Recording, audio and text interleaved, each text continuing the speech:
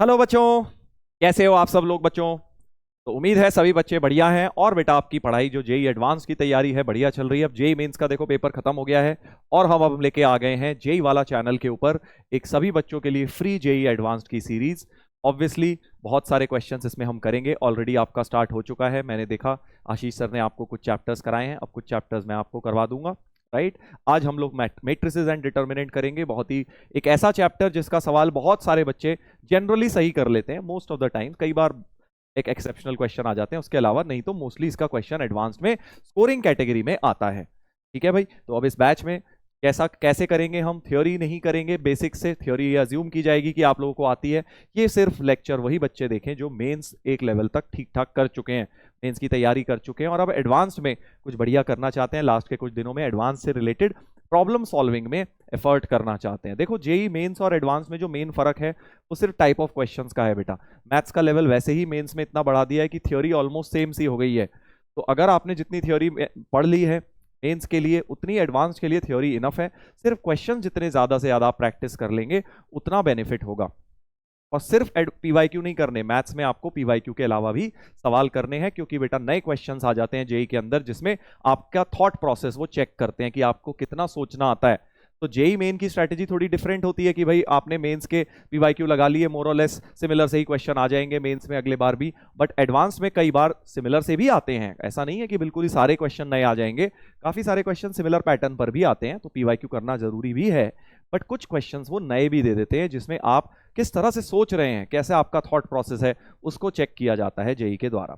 ठीक है, तो एडवांस की तैयारी में आप ये दोनों चीजें करेंगे, पीवाईक्यूज भी करेंगे, साथ साथ कुछ नए सवाल भी करेंगे। तो वैसा ही कुछ आज हम करने वाले हैं आज के सेशन के अंदर, जहां पे हम थोड़े बहुत नए क्वेश्चंस करेंगे, ऑब्वियसली रिवीजन करेंगे बीच बीच में, जहां थ्योरी का काम होगा वहां मैं आपको बता दूंगा।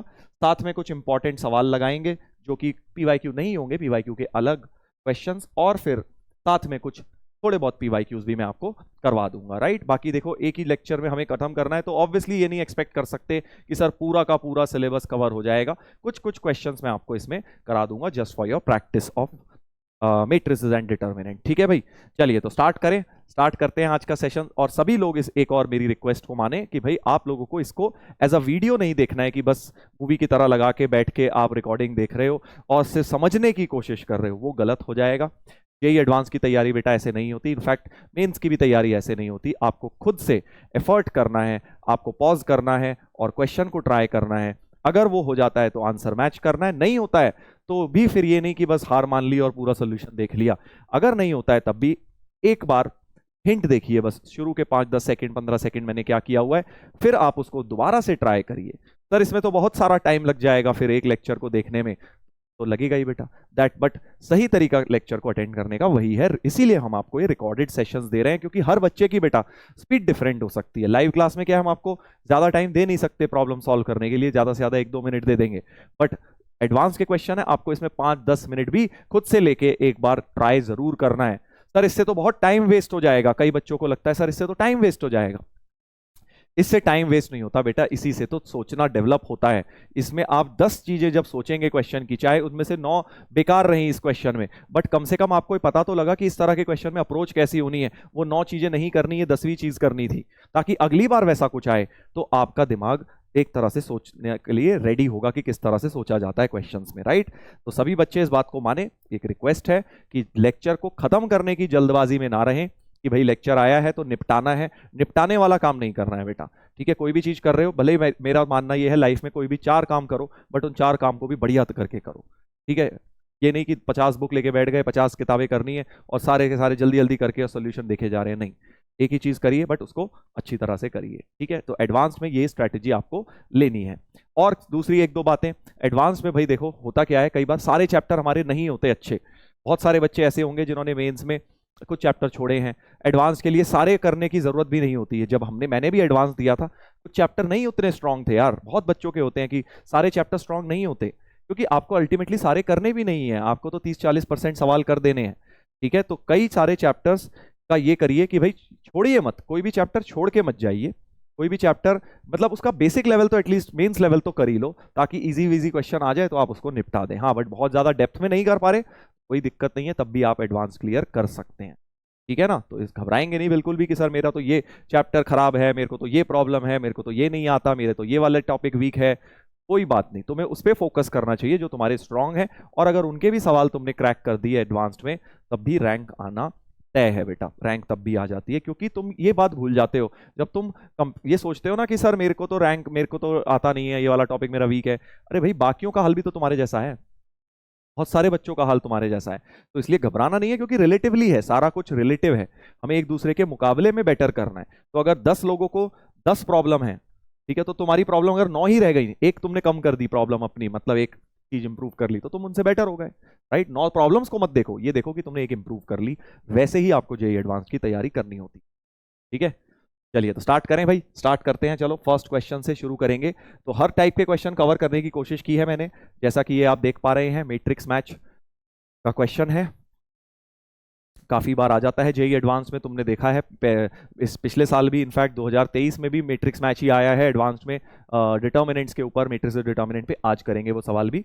तो पैसेज भी और मल्टीपल करेक्ट और मैट्रिक्स मैच, ये 3 टाइप के क्वेश्चन जनरली बहुत ज्यादा आ रहे हैं इसके ऊपर, इस चैप्टर के ऊपर। चलिए तो देखते हैं क्वेश्चन क्या है। A be a matrix of order 3, ए आई जे 3, मतलब 3x3 मैट्रिक्स है, जहां पे ए आई जे की वैल्यू 0 दी है फॉर आई इक्वल टू जे। इससे मुझे क्या समझ आया कि डायगोनल एलिमेंट्स के लिए एलिमेंट 0 है। तो डायगोनल एलिमेंट्स तो सारे 0 हैं, ये बात समझ मुझे आ गई है। तो ए मैट्रिक्स कंस्ट्रक्ट किया जाए, सारे डायगोनल एलिमेंट 0 हैं और नॉन डायगोनल के लिए 1 है। तो बस समझ गए, 0 1 1 1 0 1, सारे डायगोनल तो 0 कर दिए, बाकी सबको 1 कर दिया भाई। तो ए मैट्रिक्स अपना क्रिएट हो गया है। ठीक है, ए मैट्रिक्स क्रिएट हो गया है। आगे पढ़ते हैं, अब क्वेश्चन में क्या दिया है। आगे बोल रहे हैं determinant of A inverse plus I. अच्छा, determinant of A inverse plus I. तो अब मेरे माइंड में आ रहा है यार, ए इनवर्स निकालूं क्या। एक तरीका तो जो थॉट दिमाग में चल रहा है कि भाई इसका एडजॉइंट निकालूं, फिर इसका डिटर्मिनेंट निकालूं, फिर ए इनवर्स निकालूं, लंबा मेथड दिमाग में आया, बट वो मैं अभी उसमें जा नहीं रहा। देखो कई बार क्या होता है, हमें अलग अलग रास्ते दिखते हैं एडवांस के क्वेश्चन में, ये एक रास्ता लग रहा है, ये एक रास्ता लग रहा है, तो जो छोटा रास्ता लगेगा वहीं जाओगे भाई, है ना। तो वही चीज करेंगे। अभी ये वाला रास्ता लंबा लग रहा है मुझे, ए इनवर्स निकालने वाला, तो मैं अभी उसको होल्ड पे डाल देता हूं और कुछ सोचता हूं, क्योंकि मुझे डिटर्मिनेंट भी चाहिए बेटा। तो मुझे एक बात पता है कि अगर मुझे डिटर्मिनेंट चाहिए, तो मैं ऐसे क्वेश्चन में ए इंटू ए इनवर्स बनाना चाहता हूं, यानी डिटर्मिनेंट ए से बेटा मल्टीप्लाई और डिवाइड कर देते हैं। डिटर्मिनेंट ए से मल्टीप्लाई और डिवाइड कर देता हूं, तो होगा क्या। अब determinant of A B, determinant of A, determinant of B को डिटर्मिनेंट ए बी लिख सकता हूं। तो न्यूमरेटर में एक ही चीज का डिटर्मिनेंट बनाया जा सकता है, A inverse plus I whole determinant बनाया जा सकता है। करेक्ट, बिल्कुल। और अब क्या होगा, अब इसको A into A inverse multiply कर दो, A into A inverse, A into I तो ए होता है अपॉन डिटर्मिनेंट ए, और ए इंटू ए इनवर्स क्या हो गया, आइडेंटिटी हो गया। तो ये हो गया आइडेंटिटी प्लस ए का डिटर्मिनेंट अपॉन डिटर्मिनेंट ए। तो इससे फायदा ये हो गया कि मेरा इनवर्स की टर्म गायब हो गई। मतलब मेरा थॉट प्रोसेस कैसे चला था, ये कहां से माइंड में आया ये कि भाई इनवर्स हट जाए किसी तरह। इनवर्स हटाने के लिए मैंने डिटर्मिनेंट ए से मल्टीप्लाई एंड डिवाइड कर लिया न्यूमरेटर एंड डिनोमिनेटर में। अब क्या करूंगा सर, अब तो बस बस हो गया क्वेश्चन, क्योंकि अब डिटर्मिनेंट ए तो तुम निकाल ही लोगे यहां से सिंप्लीफाई करके। डिटर्मिनेंट ऑफ आई प्लस ए और निकाल लेते हैं। तो अब आई क्या होता है, आई तो सर बहुत प्यारा होता है 1 0 0 0 1 0 0 0 1, ये आई होता है। और अगर इसमें ए ऐड कर दूं तो आई प्लस ए नाम की चीज क्रिएट हो जाएगी, आई प्लस ए नाम की चीज क्रिएट हो जाएगी। राइट, तो आई प्लस ए हमारा क्या हो जाएगा, और बड़ा अच्छा सा हो जाएगा। अगर तुम सोचो, ओरली करो कि भाई इसमें सिर्फ डायगोनल 0 थे, इसमें सिर्फ डायगोनल 1 है, बाकी सब 1 थे, इसमें बाकी सब 0 है। तो साफ समझ आ गया, आई प्लस ए करते ही बेटा दिस प्लस दिस करते ही सारे 1 बन जाएंगे, है ना। ऐसे थॉट प्रोसेस ये चल रहा है ओरली, सारे 1 1 1 बन जाएंगे, ऐसे लिख दिया। बस इसका डिटर्मिनेंट तो दिख गया 0 है, क्योंकि दो रो आइडेंटिकल है, इनफैक्ट तीनों रो ही आइडेंटिकल है। So determinant of I plus ए तो ओरली दिख गया 0 है, यानी कि इसका न्यूमरेटर ही 0 आ गया, और न्यूमरेटर 0 आ गया यानी ओवरऑल चीज 0 रहेगी, यानी ए जो है पी से मैच करेगा। ए जो है बेटा पी से मैच कर जाएगा। करेक्ट, ए मैच कर गया पी से, देख लीजिए भाई, ए मैच कर गया पी से, बिल्कुल ठीक बात है। अब आ जाते हैं बी पे, बी पे आ जाते हैं भाई, बी पे आ जाते हैं सर, ठीक है, बी पे आ जाते हैं।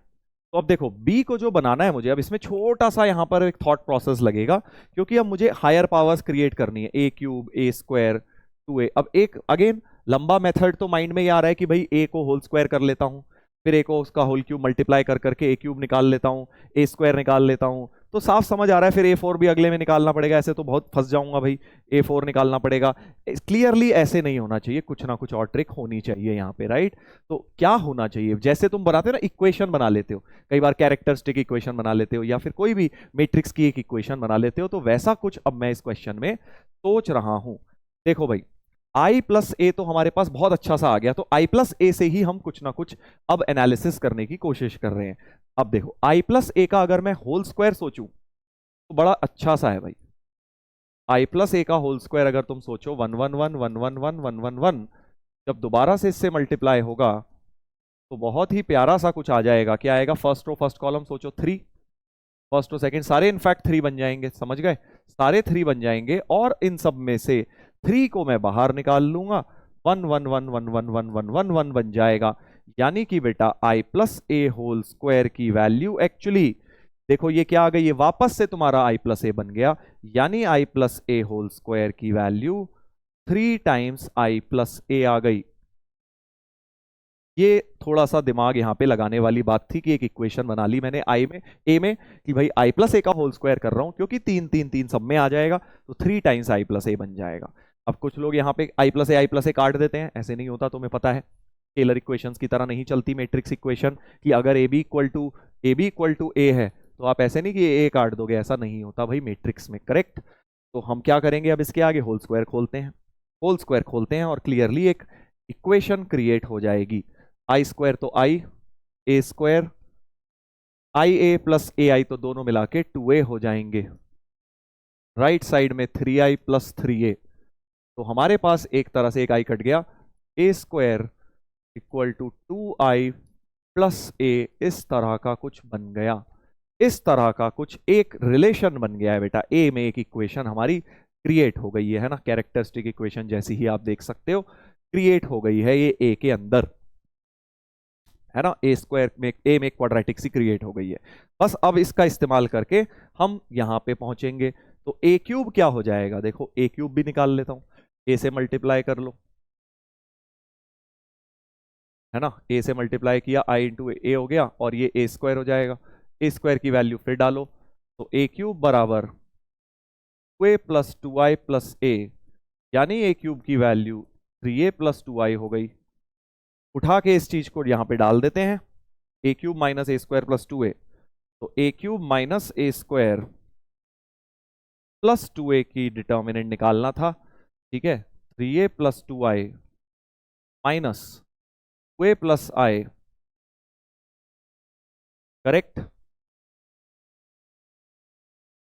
सही लिख रहा हूं, हाँ, और फिर लास्ट में एक 2a भी था, एक प्लस 2a भी था, तो काफी कुछ कट गया, देखो काफी कुछ कट गया, क्या क्या कट गया, ए स्क्वायर की जगह, एक मिनट मुझे कुछ लग रहा है मैंने गड़बड़ करी है, ए क्यूब की जगह 3a प्लस 2i, और ए स्क्वायर की जगह 2i प्लस ए था, हाँ वही मैं कहूँ यार, इंट्यूशन सी हो गई कि कुछ गलत किया है, 2i प्लस ए, और लास्ट में प्लस 2a की टर्म एज इट इज थी, राइट, 2a कट गया है, तो ये कितना हो गया, 2a माइनस ए, 2a और 2a 4a हो गया है, यानी डिटर्मिनेंट ऑफ 4a तुम्हें निकालना है, डिटर्मिनेंट ऑफ 4a निकालना है। अब तुम्हें एक बात पता है, 4 तो बाहर आएगा 4 की पावर 3 बन के, 4 की पावर 3 टाइम्स डिटर्मिनेंट ए, कौन सी प्रॉपर्टी लग गई, डिटर्मिनेंट ऑफ के ए, के की पावर n टाइम्स डिटर्मिनेंट ए, डिटर्मिनेंट से जब भी स्केलर नंबर बाहर आता है n टाइम्स आता है, और n यहाँ पे 3 है, 3/3, तो बस 4 क्यूब होता है 64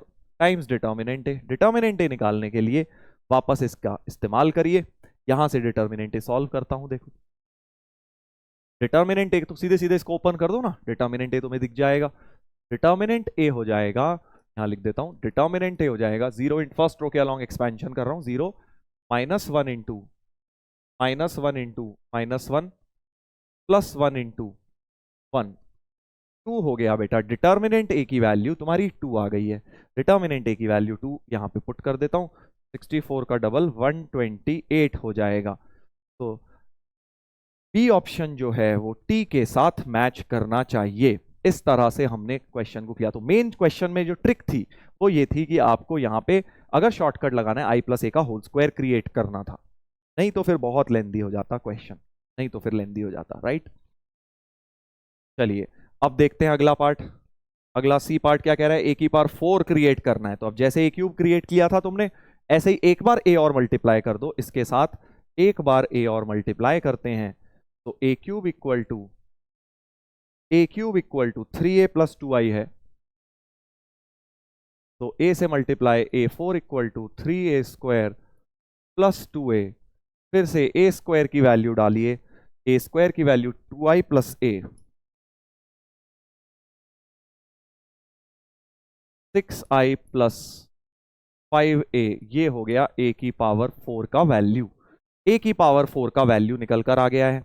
हमें क्या चाहिए, हमें चाहिए ए की पावर 4 में से 4a - 7i। चलो ये क्रिएट करते हैं।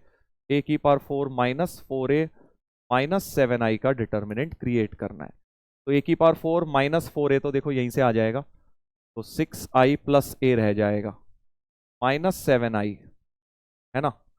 तो ये हो गया a - i बच गया, डिटर्मिनेंट ऑफ a - i। अब डिटर्मिनेंट ऑफ a - i निकाल लो, क्योंकि a तुम्हारे पास था, a तुम्हें पता है 0 1 1 1 0 1 1 1 0, ये था a, और i तुम्हें पता है। और बेटा इन दोनों को सब्ट्रैक्ट कर लो। देखो ये थोड़ा सा ना बोरिंग चैप्टर है, मैट्रिसेस डिटर्मिनेंट उतना इंटरेस्टिंग नहीं है कैलकुलस जितना कोऑर्डिनेट या फिर वेक्टर 3D, ठीक है। बट इसमें क्या है, स्कोरिंग है, क्योंकि क्या है, लंबे लंबे क्वेश्चन होते हैं, कैलकुलेशन होती है, कई बार हम बोर से होने लगते हैं, बट स्कोरिंग है बेटा। हमें समझना है कि अब हम एडवांस की तैयारी कर रहे हैं, तो हमें सिर्फ मजा आ गया पे नहीं रहना है, हमें स्कोरिंग क्वेश्चंस के पीछे भी अब जाना है, क्योंकि अब समय बहुत कम है। a - i निकाल लेता हूं, -1 1 1 1, बेसिकली -1 हो जाएंगे सारे डायगोनल एलिमेंट्स। और अब इसका डिटर्मिनेंट निकालूंगा, तो -1 इंटू 1 - 1 0 हो गया, -1 इंटू -2 हो गया, +1 इंटू फिर से 2 हो गया, तो 2 + 2 4 हो गया। इसका डिटर्मिनेंट वैल्यू 4 आ रही है भाई साहब। तो यानी कि इसकी वैल्यू हमारी 4 हो जानी चाहिए। क्यू मैच कर रहा है, C option matches with Q. P आया था टी के साथ, सी आ गया क्यू के साथ। अब बहुत सारे बच्चे सोच रहे होंगे कि सर इतने लेंदी क्वेश्चन आएंगे तो कैसे करेंगे, हम एक क्वेश्चन में इतना टाइम देंगे। नहीं, इस वाले में तुम देखोगे चारों सॉल्व करने ही नहीं होते मैट्रिक्स मैच में, दो से ही जनरली काम चल जाता है। अभी जेई का जब सवाल आएगा ना तो तुम्हें दिखाऊंगा मैं क्या कह रहा हूं, कि चारों सॉल्व नहीं करने होते। अभी तो मैं तुम्हें सिखा रहा हूं, तो चलो चारों सॉल्व कर लेते हैं, कुछ ना कुछ कॉन्सेप्ट ही सीखेंगे। बट एग्जाम में जब ऐसा सवाल आता है तो उसमें दो को करके भी काम चल जाता है बेटा, ठीक है। अभी करेंगे जब एडवांस का क्वेश्चन आएगा ना मैट्रिक्स मैच, वहां देखेंगे। चलिए अब डी जल्दी से निकाल दीजिए, डी को जल्दी से प्यार से जल्दी से करके निकाल दीजिए भाई। कैसे निकालूं सर, तो भाई देखो ए इनवर्स तो क्रिएट करना ही पड़ेगा। अब ए इनवर्स कैसे क्रिएट होगा, तो भाई फिर से इस इक्वेशन का, कैरेक्टरिस्टिक इक्वेशन का इस्तेमाल करता हूं। a² = 2i+a था, a² = 2i+a था। एक काम करता हूं, ए इनवर्स से मल्टीप्लाई करता हूं, ए इनवर्स आइडेंटिटी बन गया, 2a इनवर्स प्लस आइडेंटिटी। तो एक तरह से 2a इनवर्स की वैल्यू a - i बन गई, 2a इनवर्स की वैल्यू ये बन गई, a की पावर 4 की वैल्यू ये थी। और अब डी ऑप्शन के अंदर, ये सी था तुम्हारा, अब डी ऑप्शन के अंदर इस्तेमाल कर लो a4 - 8a inverse, a4 - 8a inverse. और क्या क्रिएट करना है, -a² - 6i, -a² - 6i। Accuracy important है भाई। तो 6i, a4 - 6i की वैल्यू तो देखो डायरेक्ट 5a दिख गई, ठीक है। और 2a इनवर्स है तो 4 से मल्टीप्लाई कर दो, 4 टाइम्स a - i हो गया 8a इनवर्स। और a² की वैल्यू भी तुम्हारे पास थी, कहां गई कहां गई कहां गई, a² की वैल्यू 2i+a थी, 2i+a थी। देखो भाई, आई थिंक ए तो सारे कट गए, 5a 4a और ए सारे कट गए, 4i - 2i। So determinant 2i बन गया है, और 2 को फिर से 2 क्यूब करके बाहर, डिटर्मिनेंट i 1 होता है, तो 8 हो गया बेटा 2 क्यूब का डिटर्मिनेंट, मतलब 8 हो गया आंसर, राइट। तो फाइनल आंसर इस क्वेश्चन का डी पार्ट का 8 होना चाहिए। ऐसे करना है पेशेंस के साथ। जल्दबाजी मचाने वाले लोगों का एडवांस खराब होता है भाई। जो लोग थोड़ा सा दिमागी तौर पे स्थिर होते हैं, जिनको फोकस्ड रहते हैं, पैनिक नहीं मचाते, उनको एडवांस में एक एज होता है। ठीक है, तो इस चीज को हमेशा ध्यान रखिए। जल्दबाजी नहीं करनी है एग्जाम में, पेशेंस रखना है, और जो क्वेश्चन हो रहे हैं उनको करना है। जो छोड़ जिनको लग रहा है नहीं हो रहे, उनकी नहीं होने की वजह से पैनिक नहीं मचाओ। नहीं हुए कोई बात नहीं, बहुत सारे क्वेश्चन होंगे, नहीं होंगे हमसे, हम भी देंगे पेपर, हमसे भी नहीं होंगे। इसका ये मतलब थोड़ी हमें नहीं आता। जब मैंने भी जेई एडवांस दिया था, मुझे बहुत सारे क्वेश्चन देखते ही 6 फीट ऊपर से निकल गए। तो इसका मतलब क्या है, हमें मैथ्स नहीं आती भाई? वो उसे उस टाइम के अंदर करना पॉसिबल नहीं है। हो सकता है बाद में घर पे आके सोचो, घंटा भर सोचोगे बैठ के तो हो जाए, बट घंटा है नहीं ना वहां देने के लिए हमारे पास। तो इसलिए थोड़ा स्मार्टनेस बहुत जरूरी है बेटा, एडवांस्ड के पेपर में स्मार्टनेस बहुत जरूरी है। चलिए आगे बढ़ेंगे, आगे बढ़ेंगे। एक और एक और कॉम्प्रिहेंशन सा ले लेते हैं, पैसेज जो भी कह लो इसको, मतलब मैट्रिक्स मैच। ठीक है, तो काफी सारा डेटा दिया हुआ है, फिर से जेई का नहीं है, ये भी जनरल सवाल है। A B C D are 4 non singular matrices 3x3। एक इक्वेशन ये दी हुई है मैट्रिक्सेस में, एक इक्वेशन ऐसी दी हुई है सी स्क्वायर बराबर आई, और एक दिया है दीज ऑर्थोगोनल। ऑर्थोगोनल मतलब D into D transpose identity है ना। ऑर्थोगोनल का तुम्हें पता है डेफिनेशन यही होती है, A into A transpose identity. A transpose and D commute. Commutative का मतलब क्या होता है कि ए बी बराबर बी ए हो जाता है ना, मल्टीप्लीकेशन कम्यूटेटिव है। तो ये दोनों कम्यूटेटिव है, मतलब ए ट्रांसपोज इंटू डी बराबर डी इंटू ए ट्रांसपोज है। एंड एक और इक्वेशन ये भी दी हुई है, डेटा को देखो हाईलाइट कर लिया है मैंने। ठीक है, अब आगे बढ़ते हैं, क्वेश्चन में बढ़ते हैं, देखते हैं क्या सॉल्व करने को बोला जा रहा है। तो if B is equal to B inverse, पहले पार्ट में कह रहे हैं बी और बी इनवर्स बराबर हैं, तो बी की पावर 2024। अच्छा, तो B equal to B inverse है अगर, एक बहुत अच्छी सी बात मुझे पता ही है कि अगर मैं दोनों तरफ बी से मल्टीप्लाई कर दूं तो बी स्क्वायर आइडेंटिटी बन जाएगा। और अगर बी स्क्वायर आइडेंटिटी बन गया तो बी की पावर जितनी मर्जी करते रहो, बी क्यूब तो फिर बी आ जाएगा, है ना।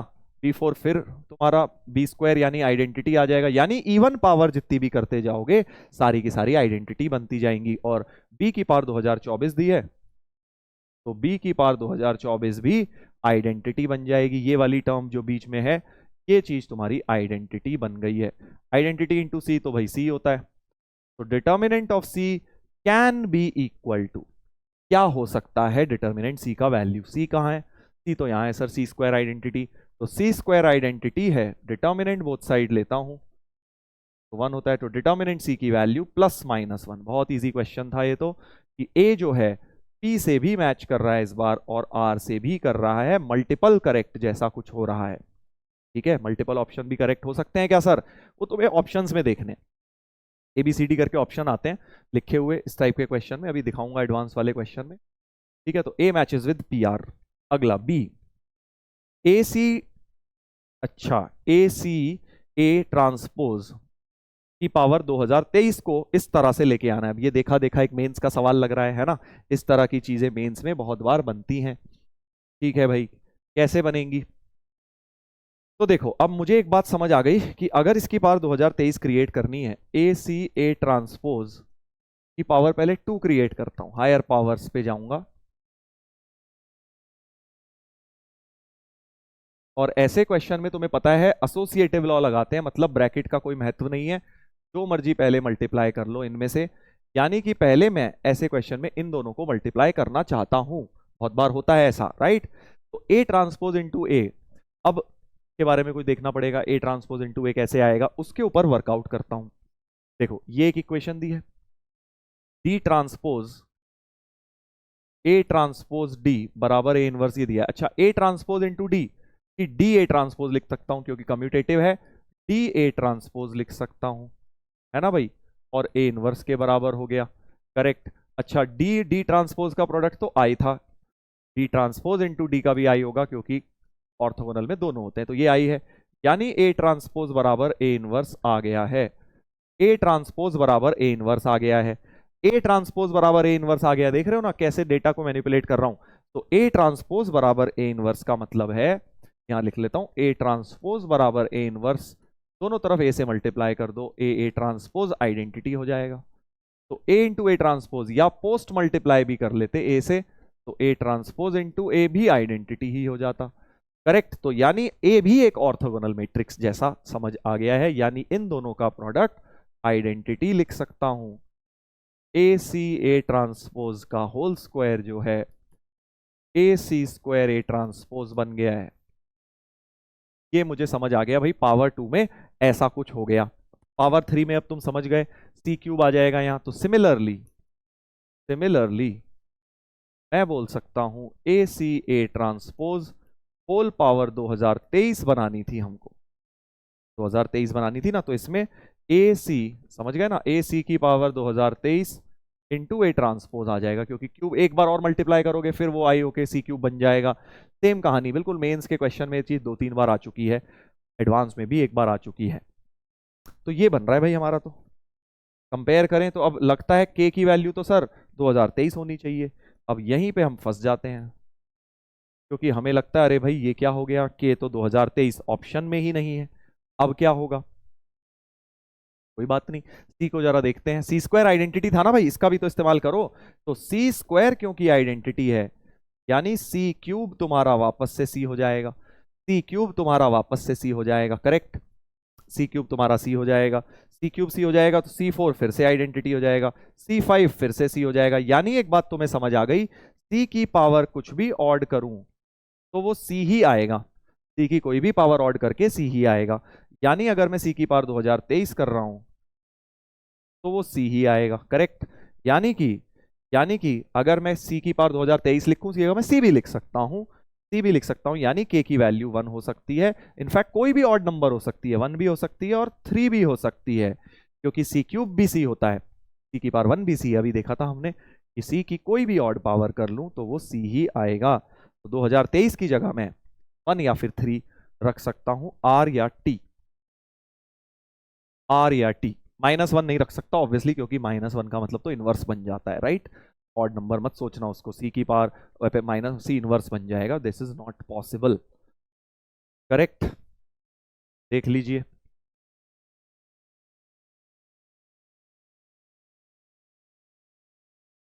मतलब पावर नेगेटिव, तुम बोलोगे सर इनवर्स भी तो वैलिड है, क्योंकि सी इनवर्स आइडेंटिटी है, मतलब C into C is equal to C, basically C inverse जो है वो सी ही हो गया। करने को कर सकते हो ये वाला ऑप्शन भी टिक कि भाई सर -1, बट वो पावर -1 को इनवर्स बोले ना बोले ये भी एक दिक्कत है ना, क्योंकि 1/c डिफाइंड ही नहीं होगा, फिर तो डिवीजन ऑफ मैट्रिक्स भी आ सकता है। तो इसमें एम्बिग्विटी है कि भाई -1 भी लेना है कि नहीं लेना है। मेरे ख्याल से तो नहीं लेना चाहिए, क्योंकि सी की पावर के है, वो पावर के का मतलब पावर -1 नॉट डिफाइंड, इनवर्स तो अलग ही चीज होती है, पावर नहीं होती, राइट। इसलिए हमें पंगा नहीं लेना चाहिए फालतू में, यही पॉजिटिव वाले नंबर ही लेने चाहिए। Determinant A C A transpose, C part में कह रहा है determinant of A C A transpose निकाल दो। डिटर्मिनेंट तो प्रोडक्ट में ब्रेक हो जाता है, ये दोनों सेम होते हैं।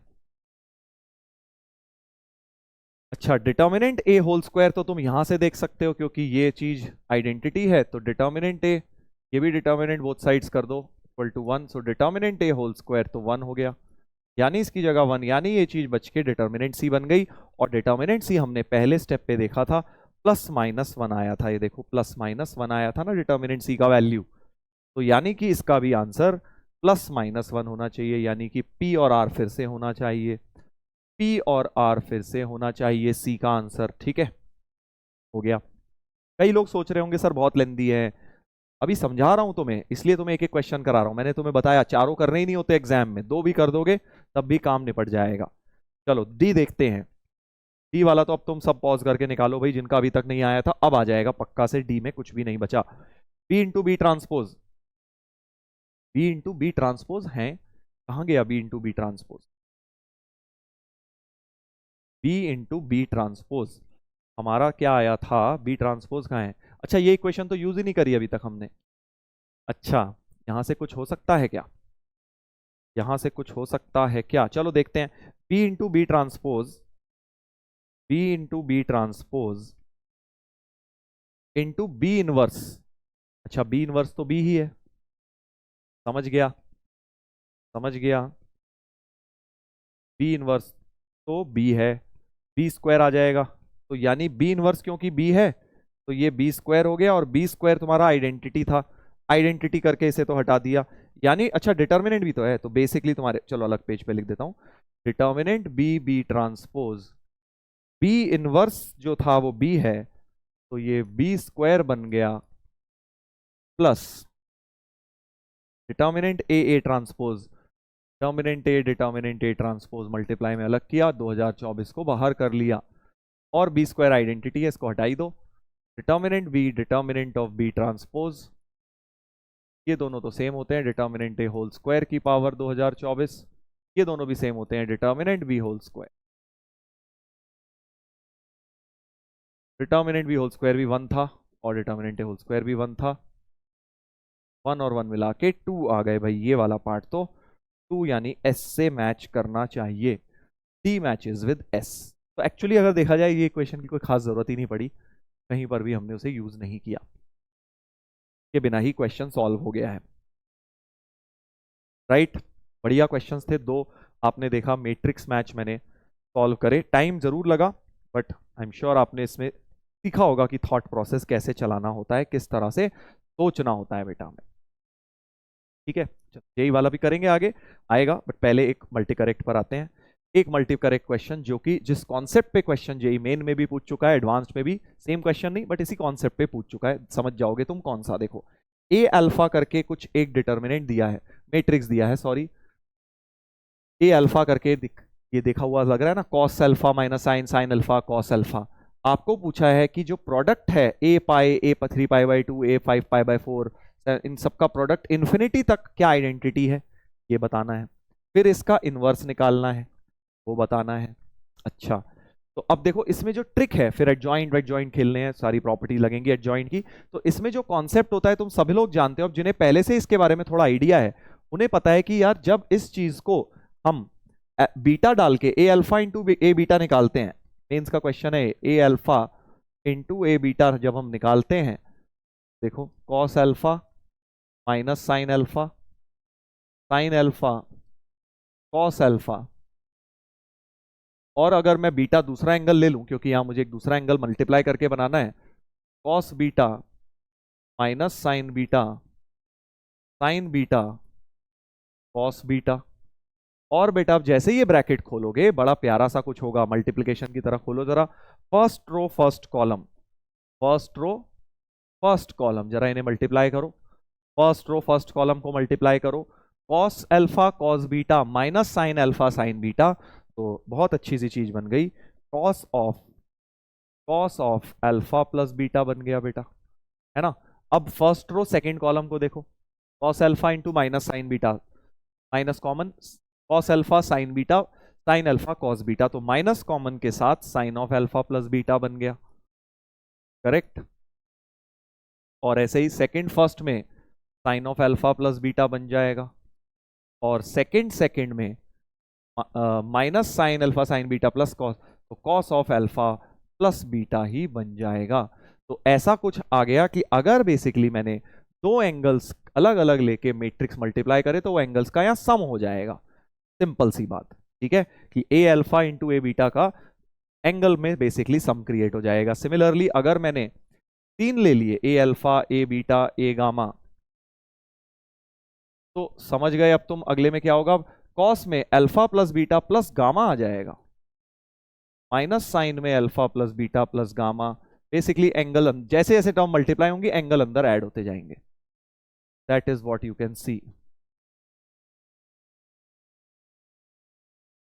इस प्रकार से चलता जाएगा, 4 मल्टीप्लाई करूंगा चारों का सम हो जाएगा, यानी कि अगर मुझे यहाँ इतने सारे इनफाइनाइट मैट्रिसेस मल्टीप्लाई करने हैं तो उन सब का बस एंगल्स का सम निकालना है मुझे, है ना, और वो यहाँ चिपका दूंगा, 3 में 3 का सम आया, 4 में 4 का, इनफाइनाइट एंगल में इनफाइनाइट एंगल्स का सम आएगा। तो मुझे क्या करना है, बस बेसिकली जो ए ऑप्शन है that is nothing but cos S minus sine S minus, oh sorry, cos s, and what is s? s is the sum of all these angles, तो s क्या हो जाएगा, ये जितने भी एंगल्स लिखे हैं इनका सम, 3 पाई/2 5 पाई/4 7 पाई/8 9 पाई/16, क्या ये पैटर्न देख पा रहे हो? इसको इनफाइनाइट तक तुम्हें अब सॉल्व करना है, ये इनफाइनाइट तक सॉल्व करना है। अब देखो लेयर्ड क्वेश्चन है, कितना बढ़िया क्वेश्चन बन गया। पहले तो हमें इस बात को देखना पड़ा कि मैट्रिक्स मल्टीप्लिकेशन में सम बन रहे हैं। अब जब हमने एंगल्स का सम देखा तो ये जो सम ऑफ एंगल्स बन रहे हैं ये अपने आप में एक सीरीज बन रही है बेटा। तो पता है कौन सी सीरीज है? एजीपी बन रही है ना, इनफाइनाइट एजीपी है। देखो ऊपर 1 3 5 7, नीचे एक 2 मल्टीप्लाई होता जा रहा है। तो ऐसी सीरीज सॉल्व करने के लिए 2 से मल्टीप्लाई, शिफ्ट 1 टर्म,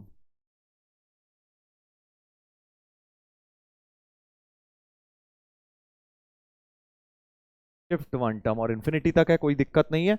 और सब्ट्रैक्ट किया जाता है। इनफाइनाइट एजीपी का तुम्हें पता है ऐसे सम निकालते हैं।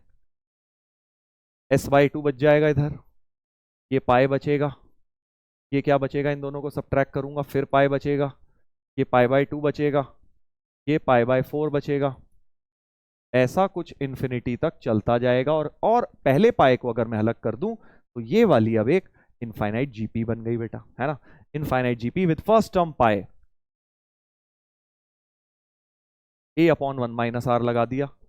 इनफाइनाइट जीपी का सम a क्या है? पाई, कॉमन रेशियो हाफ, तो पाई प्लस 2 पाई, s/2 की वैल्यू, तो s की वैल्यू 3 का डबल 6 पाई हो गई। तो सम ऑफ दीज एंगल्स क्या आ रहा है? 6 पाई आ रहा है बेटा, 6 पाई आ रहा है। तो यानी बस तुम्हें क्या करना है कि अगर तुम्हें ए ऑप्शन क्रिएट करना था, ए ऑप्शन क्रिएट करना है तो उसमें cos 6 पाई 1 होता है, sin 6 पाई 0 होता है, ये 0 और ये 1, यानी आइडेंटिटी बिल्कुल बढ़िया, 2/2 का आइडेंटिटी आ गया। ए ऑप्शन एब्सोल्युटली करेक्ट हो गया। अच्छा प्रॉब्लम था, अच्छा क्वेश्चन था भाई। देखो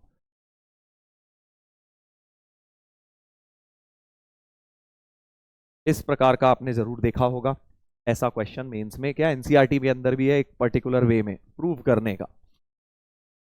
इतना पार्ट आई थिंक एनसीईआरटी में कि अगर ए अल्फा ए है तो प्रूव करो ए ऑफ अल्फा प्लस बीटा, इस तरह से ए अल्फा इंटू ए बीटा है। एनसीईआरटी का ही क्वेश्चन उठा के देखो, बढ़िया एडवांस का क्वेश्चन बना दिया गया। तो इंपॉर्टेंट है ये, एडवांस में यही करते हैं, एनसीईआरटी का लिया कॉन्सेप्ट उसको हाई लेवल पर ले गए। तुम ये भी नहीं कह सकते यार बाहर से आ गया, वही एनसीईआरटी की चीज पूछी उसको बस एलैबोरेट कर दिया। ये सॉल्व एग्जाम्पल एनसीईआरटी में इतना पार्ट है, बस यहां से लेके यहां तक का प्रूफ। चलिए अगला पार्ट देखते हैं, ए अल्फा का इनवर्स। तो 2/2 का इनवर्स निकालना तो बहुत आसान है। इनवर्स का फॉर्मूला होता है, इनवर्स का फॉर्मूला होता है, यहां लिख देता हूं बी पार्ट में ए इनवर्स होता है एडजॉइंट ए अपॉन डिटर्मिनेंट ए। अच्छा इसका डिटर्मिनेंट तो देख पा रहे हो, cos square minus minus plus sine square, so determinant of A alpha तो मुझे 1 दिख रहा है। यानी कि बस मुझे एक तरह से ये तो 1 है, एडजॉइंट ही निकालना है। और 2/2 का एडजॉइंट तुम्हें पता है बहुत ही प्यार से निकलता है, डायगनल्स को इंटरचेंज करते हैं, डायगनल एलिमेंट को इंटरचेंज और इनका साइन चेंज करते हैं। तो कॉस अल्फा इंटरचेंज तो क्या ही होगा, और बचे हुए में माइनस लगा देंगे तो वो प्लस हो जाएगा, ये माइनस हो जाएगा। ऐसे ही तो करते हो भाई 2/2 का एडजॉइंट, बिल्कुल याद रखो ये, इनको नहीं याद है। अगर ABCD एक 2/2 है, मैट्रिक्स ए, एडजॉइंट ए हो जाता है, डायगनल एलिमेंट इंटरचेंज और -b-c लग जाता है। ये ट्रिक अपने को लर्न करनी है ऑब्जेक्टिव के लिए। 2/2 का एडजॉइंट ऐसे ट्रिक से लिखा जा सकता है। 3/3 में कोई ट्रिक नहीं है, उसमें लंबा प्रोसेस ही है, लेंदी मेथड ही लगाना होता है। चलिए वापस आए सवाल पे। हाँ तो अब मुझे ए इनवर्स निकालना था, ए इनवर्स तो ये आ गया, तो ए इनवर्स ये आ गया। और क्या ये ए ऑफ बोल रहे हैं माइनस अल्फा के बराबर है? अगर माइनस अल्फा से रिप्लेस कर दूं तो हाँ बिल्कुल ये ए ऑफ माइनस अल्फा ही आ जाएगा, ए ऑफ माइनस अल्फा ही आ जाएगा। क्योंकि अगर गिवन डिटर्मिनेंट में अल्फा की जगह माइनस अल्फा डालूं, कॉस का तो कुछ बिगड़ेगा नहीं, ये माइनस माइनस प्लस होके ये बन जाएगा और माइनस साइन चेंज हो जाएंगे। तो बी ऑप्शन भी सही लग रहा है, बी ऑप्शन भी सही लग रहा है। अब आ जाते हैं बेटा सी पे। अब सी पे आ जाते हैं, एडजॉइंट ऑफ एडजॉइंट। अब देखो एडजॉइंट ऑफ एडजॉइंट जो निकालना है, 3 बार एडजॉइंट लिखा हुआ है, 4 बार एडजॉइंट, डिटर्मिनेंट नहीं है, एडजॉइंट ऑफ एडजॉइंट। तो अब इसकी कुछ एडजॉइंट की प्रॉपर्टीज होती हैं जो तुम्हें अगर याद है तो बहुत अच्छी बात है, नहीं याद है तो मैं तुम्हारे लिए लिख के ले आया हूं। ये सब बिल्कुल याद होनी चाहिए। वैसे तो मेंस के लिए भी आती हैं, उसमें भी यूज, बट जनरली मेंस में क्या है, ये वाली यूज हो जाती है। कहां गई ये डिटर्मिनेंट वाली, ये वाली मेंस में बहुत ज्यादा यूज नहीं हुई बट एडवांस में बहुत हुई है कि एडजॉइंट ऑफ एडजॉइंट का मैट्रिक्स बनाना है जब, ठीक है, एडजॉइंट ऑफ एडजॉइंट, ये डिटर्मिनेंट बनाना है, मैट्रिक्स बनाना है। तो एडजॉइंट ऑफ एडजॉइंट ए होती है डिटर्मिनेंट ए की पावर n माइनस 2 टाइम्स ए, और अगर n 3 है तो एक तरह से तुम एडजॉइंट ऑफ एडजॉइंट ए को कह सकते हो डिटर्मिनेंट ए की इंटू ए, करेक्ट। अब सर 3 बार बनाना हो तो रटना अलग नहीं रटना है तुम्हें, बस ये 2 बार तक का लर्न करना है, क्योंकि इस क्वेश्चन में अब तुम्हें 3 बार बनवाया फिर 4 बार बनवाया है। तो यहीं से देखो मैं कैसे क्रिएट करता हूं, ए को एडजॉइंट ए से रिप्लेस कर देता हूं इस आइडेंटिटी में, क्योंकि ए तो कुछ भी है, तो मैं ए को एडजॉइंट ए भी डाल सकता हूं ताकि 3 बार एडजॉइंट क्रिएट हो जाए। Adjoint adjoint adjoint A, determinant of adjoint A into adjoint A हो जाएगा, करेक्ट, ऐसा हो जाएगा। अच्छा, determinant of adjoint A by the second property, determinant A की पावर n माइनस 1 होता है। तो determinant of adjoint A rough में लिख लेता हूं इस क्वेश्चन के लिए, डिटर्मिनेंट ए की पावर n माइनस 1, n तो 2 था, एक सेकेंड, n 2 था 3 था यहाँ पे, अच्छा n तो 2 था भाई, तो ये वाला तो वैसे ही हट जाएगा यार, ये तो n को 2 डालना था ना मुझे, n को 2 डालना था, क्योंकि इस बार मेरे पास 2/2 मैट्रिक्स है, 3 नहीं था, 2/2 है, फिर तो बहुत ही प्यारा हो गया क्वेश्चन। n को 2 डालते ही ये पावर 0 बन गई, यानी ये तो हट ही जाएगा, सिर्फ बेसिकली a के बराबर ही हो गया, यानी ये एडजॉइंट a के बराबर ही हो गया, एडजॉइंट a के बराबर ही हो गया। 3 बार एडजॉइंट लिखूं तो ठीक है भाई, और 3 बार एडजॉइंट, एडजॉइंट a के बराबर है, एडजॉइंट मैं ऑलरेडी निकाल चुका हूं, 3 बार एडजॉइंट a के बराबर है, और एडजॉइंट a जो आया था वो a इनवर्स के बराबर ही आया था, तो यानी कि ये वाला a इनवर्स के बराबर ही आ जाएगा इस पर्टिकुलर क्वेश्चन के अंदर जिसकी मैं बात कर रहा हूं। तो यानी कि अगर मैं 3 बार एडजॉइंट करूं तो a इनवर्स, और a inverse a of minus alpha था, तो यानी ये भी सही हो गया क्योंकि a इनवर्स के बराबर है, बट a इनवर्स अभी b पार्ट में प्रूव किया a ऑफ माइनस अल्फा के बराबर है, राइट, इसलिए c पार्ट भी सही है। अब 4 बार बनाना है, एक बार खुद से ट्राई करो भाई, फिर से a को एडजॉइंट a से रिप्लेस कर देता हूं यहां पे, तो एडजॉइंट एडजॉइंट एडजॉइंट एडजॉइंट ए को एडजॉइंट ए से रिप्लेस किया तो एडजॉइंट ऑफ एडजॉइंट ए बन गया। Adjoint of adjoint A already ये था देखो ए के बराबर, तो यानी इसकी जगह मैं वापस से ए लिख सकता हूं, राइट। तो 4 बार एडजॉइंट बन गया तो ये ए बन जाएगा, तो ए ही बन गया, यानी डी ऑप्शन भी करेक्ट है, ठीक है। इस तरह से अपने को करना है, इस तरह से अपने को करना है, ए बी सी डी चारों ऑप्शन करेक्ट हो गए। तो एडजॉइंट की प्रॉपर्टीज का इससे बहुत बढ़िया करके रिवीजन हो गया बाय 2 मैट्रिक्स के अंदर। चलिए आगे बढ़ेंगे भाई, अगला क्वेश्चन एक और मल्टीपल करेक्ट उठाते हैं, एक और मल्टीपल करेक्ट उठाते हैं। देखो मल्टीपल करेक्ट ना बहुत ज्यादा तकलीफ देता है एग्जाम में, इसलिए मैं थोड़े ज्यादा मल्टीपल करेक्ट करा रहा हूँ, जनरली को कर पाना थोड़ा सा टफ होता है, थोड़ी प्रैक्टिस ज्यादा करके जाओगे सही रहेगा। A and B are 2 non singular matrices, 2a plus 3b transpose identity है।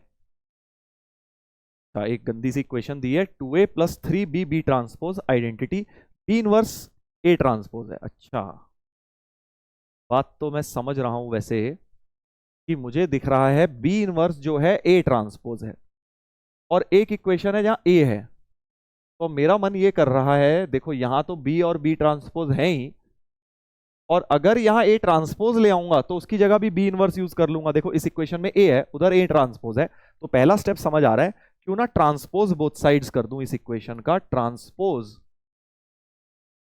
बोथ साइड्स कर देता हूं। उससे क्या फायदा होगा, बेसिकली यहां पर भी ए ट्रांसपोज क्रिएट होगा, वहां बी इनवर्स क्रिएट हो जाएगा, और सब कुछ बी में एक तरह से आता हुआ मिल जाएगा मेरे को, बेसिकली ए हट जाएगा पूरे सिस्टम में से। पूरी इक्वेशन का ट्रांसपोज लेते हैं, ट्रांसपोज अलग अलग करा जा सकता है, आइडेंटिटी का ट्रांसपोज, और अब कांस्टेंट तो बाहर, ए ट्रांसपोज 3 बाहर, और ए बी ट्रांसपोज में जब प्रोडक्ट होता है तो इसमें पहले बी ट्रांसपोज फिर ए ट्रांसपोज आता है, यानी पहले बी ट्रांसपोज का ट्रांसपोज फिर बी ट्रांसपोज, आइडेंटिटी का तो आई रहता है, इसकी जगह चलो अभी तो यही रहने देते हैं एक बार। ये देखो 3 बी ट्रांसपोज का ट्रांसपोज वापस B, B transpose equal to identity. तो अब ये जो सेकेंड इक्वेशन है और जो फर्स्ट इक्वेशन है, इन्हें ध्यान से देखो जरा, इन दोनों को अगर आप ध्यान से देखो तो मजा आ जाएगा। क्या मजा आ जाएगा कि अगर मैं इन्हें सब्ट्रैक्ट कर दूं, क्योंकि देखो ये आई और आई सेम है और ये वाली टर्म बिल्कुल सेम बन गई है, ये वाली टर्म बिल्कुल सेम बन गई है, तो मुझे दिख रहा है अगर मैं सब्ट्रैक्ट कर दूं तो 2a minus 2i 2a transpose बराबर नल मैट्रिक्स, यानी a equal to a transpose आ जाएगा।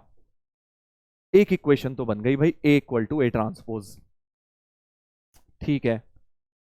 यानी एक और बात यहां से बन गई कि a ट्रांसपोज की जगह a डाल सकता हूं, तो b इनवर्स जो है वो एक तरह से a ही बन गया, b इनवर्स जो है a बन गया, ठीक है। समझ गया, बात को समझ गया। अच्छा, एक और बात हो गई अभी यहां से, अगर मैं b से मल्टीप्लाई कर दूं तो identity equal to A B, A B equal to B A बराबर आइडेंटिटी आ गया यहां से, है ना भाई, क्योंकि अगर मैंने b इनवर्स a है तो A B equal to B equal to identity भी हो गया, क्योंकि मुझे ऑप्शन में ए बी वगैरह बी ए भी दिख रहे हैं, ठीक है। इतनी बात तो मैं समझ चुका हूं, अब क्या करूं, देखते हैं और क्या क्या बनाना है। मेरे पास आ गया है बी इनवर्स ये, ओके ओके, समझ गए।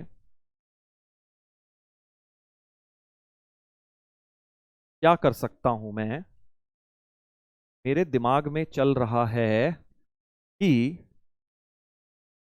बी इनवर्स, अच्छा बी इनवर्स ए ट्रांसपोज है ना,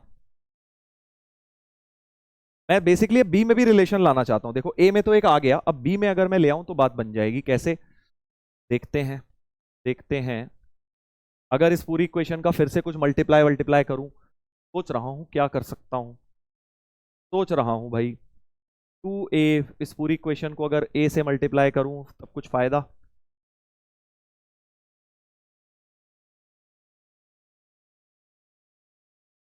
b inverse is a transpose, चलो इस वाली इक्वेशन को लेते हैं, b inverse is a transpose, है ना। तो यहां से अब मैं क्या कर रहा हूं, b इनवर्स का ट्रांसपोज, ट्रांसपोज ले रहा हूं दोनों तरफ, ठीक है। तो b ट्रांसपोज का जो इनवर्स है वो a आ गया है, b ट्रांसपोज का इनवर्स a आ गया है, ठीक है। इतनी बात समझ गया मैं, b ट्रांसपोज का इनवर्स a आ गया है, okay.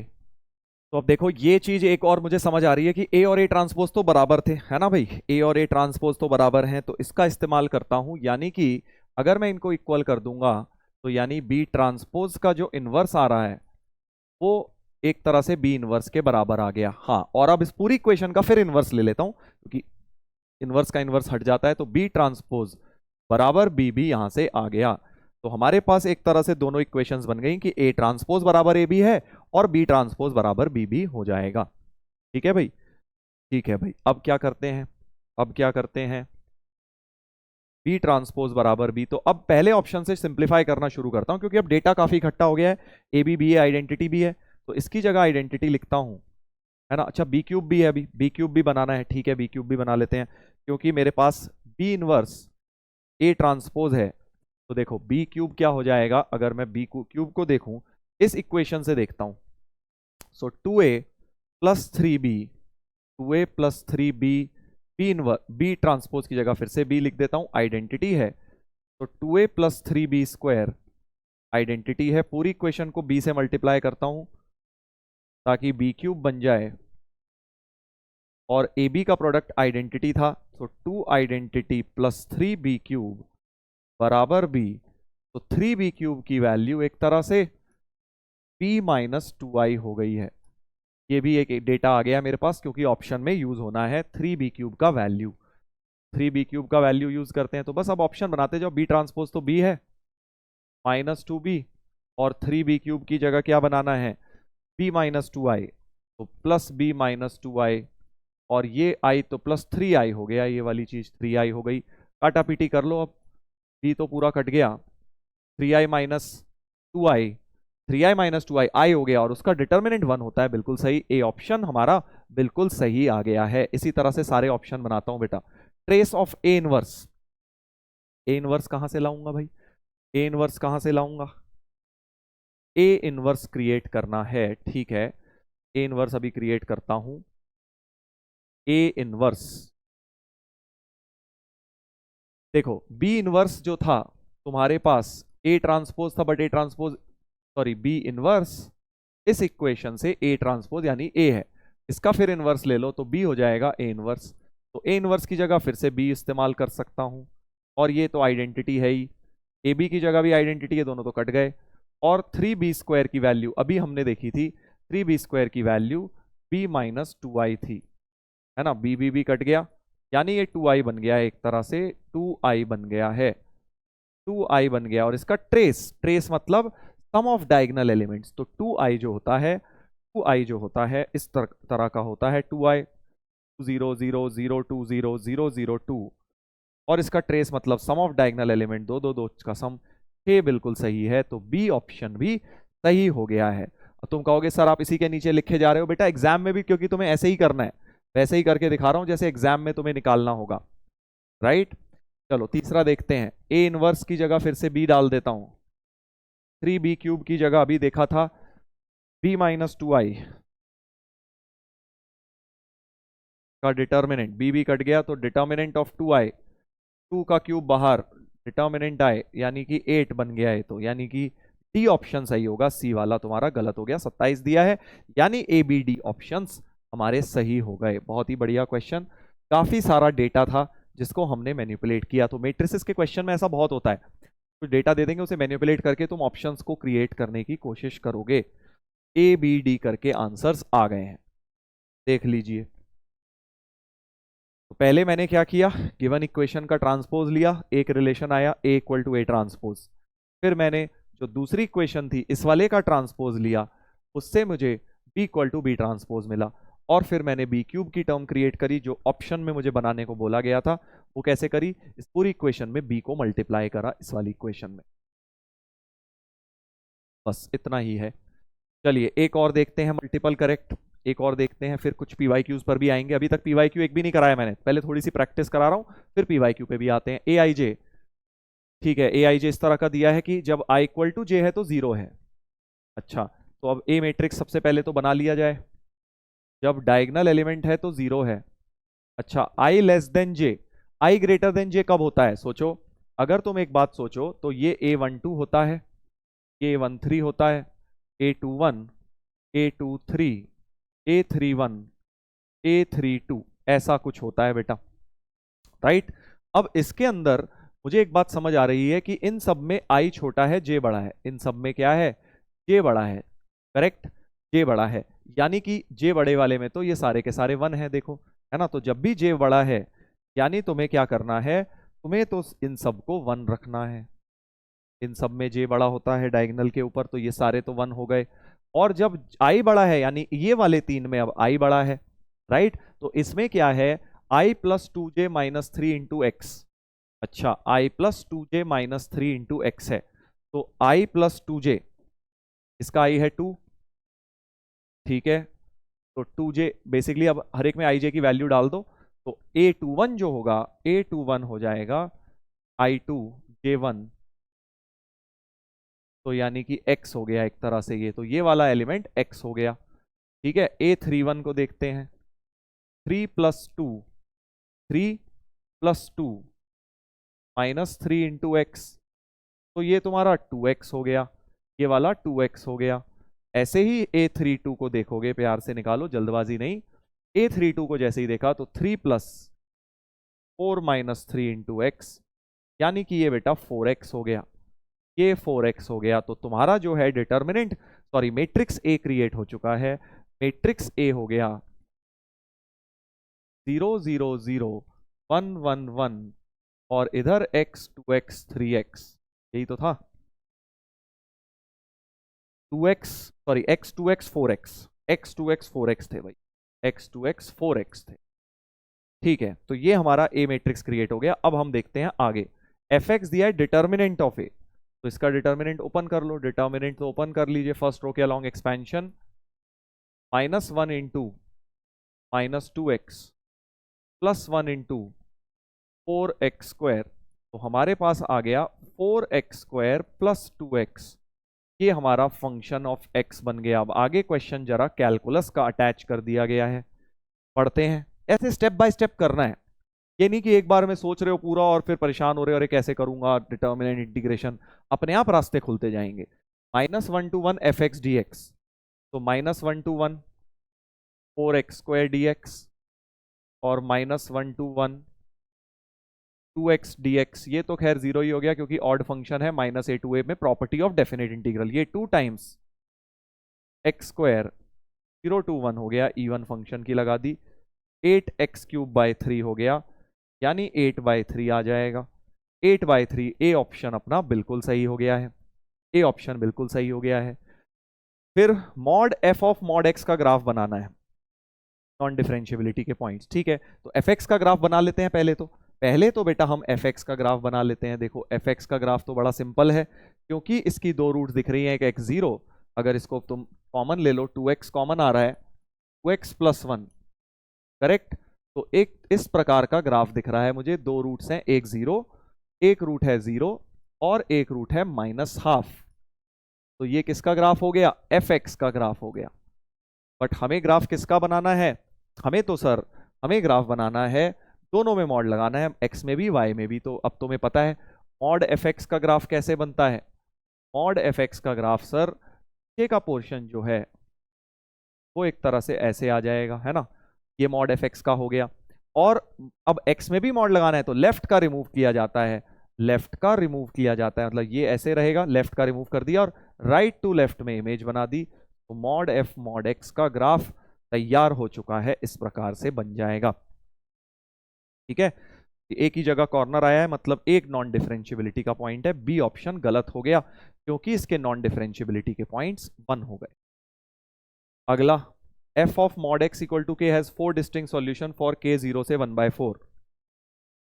f of mod x equal to k, अच्छा f of mod x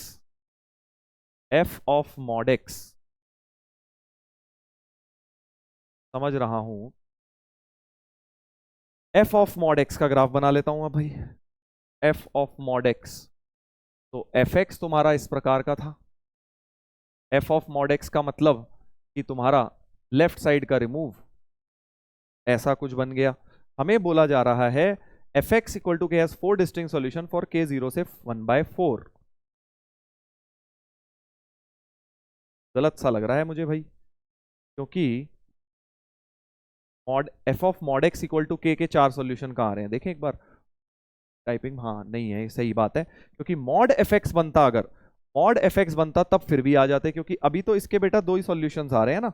ये देखो इसके तो जितनी मर्जी बार तुम लाइन के साथ इंटरसेक्शन ले लो, इसको जिस मर्जी लाइन के साथ इंटरसेक्शन ले लो, तुम्हारे 2 ही सॉल्यूशंस आ रहे हैं। 4 की बात कब की जा रही है? जब मॉड एफ एक्स अगर बना लेता, तो मॉड एफ एक्स जब बना लेता तो तुम्हारा ग्राफ इस प्रकार का बन रहा था, है ना। और ये वाला वर्टेक्स क्या था सोचो, ये मिनिमा का पॉइंट पहले निकाल लेते। पैराबोला में जो मिनिमा का पॉइंट था भाई, है ना, तो 8x 4x² + 2x जो था, 8x + 2 = 0, यानी x की वैल्यू -1/4। जैसे ही x की वैल्यू या -d/4 से भी निकाल सकते हो, ये fx था ना तुम्हारा, तो मिनिमा का पॉइंट इसमें डाल दिया, तो f ऑफ -1/4 हो जाता 4 × 1/16 और -2/4, 1/4 - 2/4 यानी -1/4। ये वाला पॉइंट -1, बेसिकली -1/4 -1/4 आ रहा है, तो यानी ये -1/4 1/4 हो जाता। इसलिए अब इसका y 1/4 है। अगर y की वैल्यू जो y = k लाइन बनाई गई है, y = k लाइन जो बनाई गई है, वो अगर अब अगर तुम्हारी y = k इसके नीचे रहती 1/4 के, तब 4 सॉल्यूशंस इस वाले ग्राफ के आते। ठीक है, तो mod fx equal to k के 4 सॉल्यूशंस आ जाते, बट इन्होंने f of mod x equal to k बोला है, इसलिए ये ऑप्शन गलत हो गया है। समझ गए? मॉड fx होता इक्वल टू k और k 0 से 1/4 होता, तो ये लाइन जो है तुम्हारी, ये वाली लाइन नीचे ही रहती इस वाले पॉइंट के, तो 4 अलग अलग जगह कट कर रहा है, इसलिए 4 सॉल्यूशन आ जाते। बट इस ग्राफ में तो सिर्फ 2 ही सॉल्यूशन आ रहे हैं। गलत है वो, और सही कब होता है ये भी मैंने आपको बता दिया। चलिए अगले ऑप्शन पर आते हैं। अगला ऑप्शन क्या कह रहा है, 0 to 1 fx plus 2x plus 1। अच्छा, एक और इंटीग्रल क्रिएट करना है। 0 to 1 fx की जगह लिख दिया 4x स्क्वायर प्लस 2x, है ना। fx के साथ क्या था, 2x प्लस 1 भी था, 2x प्लस 1, तो ये बन गया dx upon 4x square plus 4x plus 1, जो कि एक होल स्क्वायर है अगर आप देखें तो, dx अपॉन 2x प्लस 1 का होल स्क्वायर, यानी dx 2x प्लस 1 की पावर माइनस 2 dx है, यानी 2x प्लस 1 की power minus 2 plus 1 upon minus 2 plus 1, और एक x का कोफिशिएंट 2 से डिवाइड भी होगा, तो ये हो गया -1/2 1 अपॉन 2x प्लस 1। 0 और 1 डाल दीजिए, माइनस को उल्टा करने के लिए 1 और 0 उल्टा कर दो,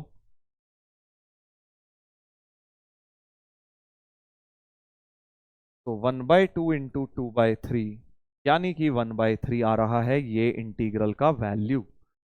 देखें ऑप्शन बिल्कुल सही है, तो डी ऑप्शन भी सही आ गया। एक तरह से इंटीग्रेशन वगैरह कैलकुलस इसके अंदर मिक्स हो गया, तो घबराना नहीं है कि भाई मिक्स हो गया, अरे कैसे करेंगे। इंडिविजुअली कॉन्सेप्ट्स आपके अगर सही है तो ये सब क्वेश्चंस में आपको प्रॉब्लम नहीं आनी चाहिए। पहले पेशेंस के साथ मैट्रिक्स बनाया, उसके बाद उसका आपने ग्राफ वगैरह बनाए, मैक्सिमा मिनिमा निकाला, मॉड्यूलस के साथ देखे, नॉन डिफरेंशियबिलिटी इंटीग्रल्स बनाए, और हमारा प्रॉब्लम हो गया सॉल्व।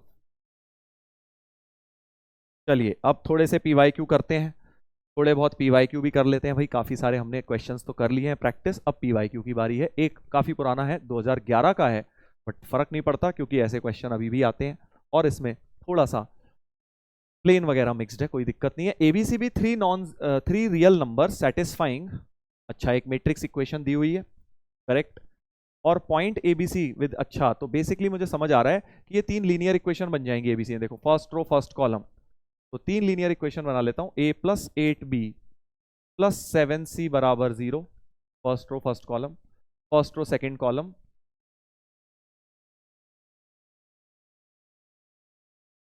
के साथ कंपेयर भी करता जा रहा हूं, और लास्ट में 7a 7b 7c, 7 उड़ा दो, ये भी 0। तो ये 3 लीनियर इक्वेशंस बन गई। जैसे एक्स वाई जेड में लीनियर इक्वेशन नहीं बनती हैं, वैसा ही एक तरह से सवाल बन गया कि 3 लीनियर इक्वेशन है। और अगर इसे क्रैमर्स रूल से जाऊं डिटर्मिनेंट वाले, तो क्योंकि होमोजीनियस इक्वेशन है, d1 d2 d3 तो 0 है ना, क्योंकि राइट साइड में 0 आ रहा है, वही क्रैमर्स रूल के d1 d2 d3। एक काम करता हूं, d निकालता हूं जरा इसका, पहले देखता हूं, थोड़ी एनालिसिस करता हूं क्या हो रहा है। 187 बेसिकली यही वाला हो जाएगा, 187 923 111, है ना। इस डिटर्मिनेंट की वैल्यू जरा देखता हूं क्या हो रही है, इसको जरा सिंप्लीफाई करके देखता हूं। 777 भी रख सकते हो, कोई दिक्कत नहीं है। तो 1 into 2 minus 3 minus 1 minus 8 into 6 plus 7 into 7, कितना हुआ भाई, -1 माइनस 8 6 48 प्लस 49, मजा ही आ गया। तो डिटर्मिनेंट की वैल्यू भी 0 आ रही है, d1 d2 d3 ऑलरेडी 0 है, तो तुम समझ गए ये इनफाइनाइट सॉल्यूशन वाला केस हो रहा है बेटा। देख रहे हो कहां से कहां मिक्स हो रहे हैं कॉन्सेप्ट, बहुत प्यारा क्वेश्चन है कॉन्सेप्चुअल अंडरस्टैंडिंग के लिए, कि d1 d2 d3 तो पहले ही 0 हो रहे थे क्योंकि कांस्टेंट टर्म 0 है, d भी 0 आ गया, यानी इनफाइनाइट सॉल्यूशंस है इस सिस्टम ऑफ इक्वेशन की, इनफाइनाइट है, abc 0 तो है ही, बट उसके अलावा भी बहुत सॉल्यूशंस हैं, क्योंकि मुझे दिख रहा है अगर इसको सेटिस्फाई कर रहा है तो 0 0 0 तो कर नहीं रहा, यानी अगर जो मेरा पॉइंट है एबीसी, वो इस इनफाइनाइट सॉल्यूशन का कोई ऐसा पॉइंट है जो इसे भी सेटिस्फाई करेगा, है ना।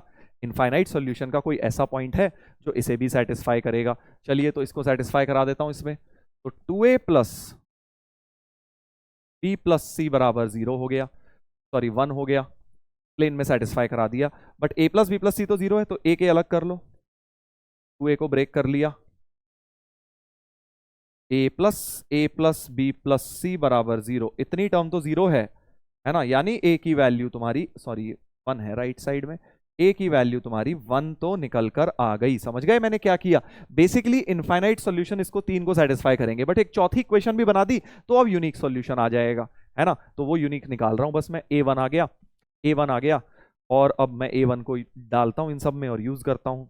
तो A1 हो गया, A1 हो गया, तो B प्लस सी तो तुम्हारा -1 हो गया। बस अब सॉल्व कर लो, दो वेरिएबल्स B और C तुम्हें सॉल्व करने हैं।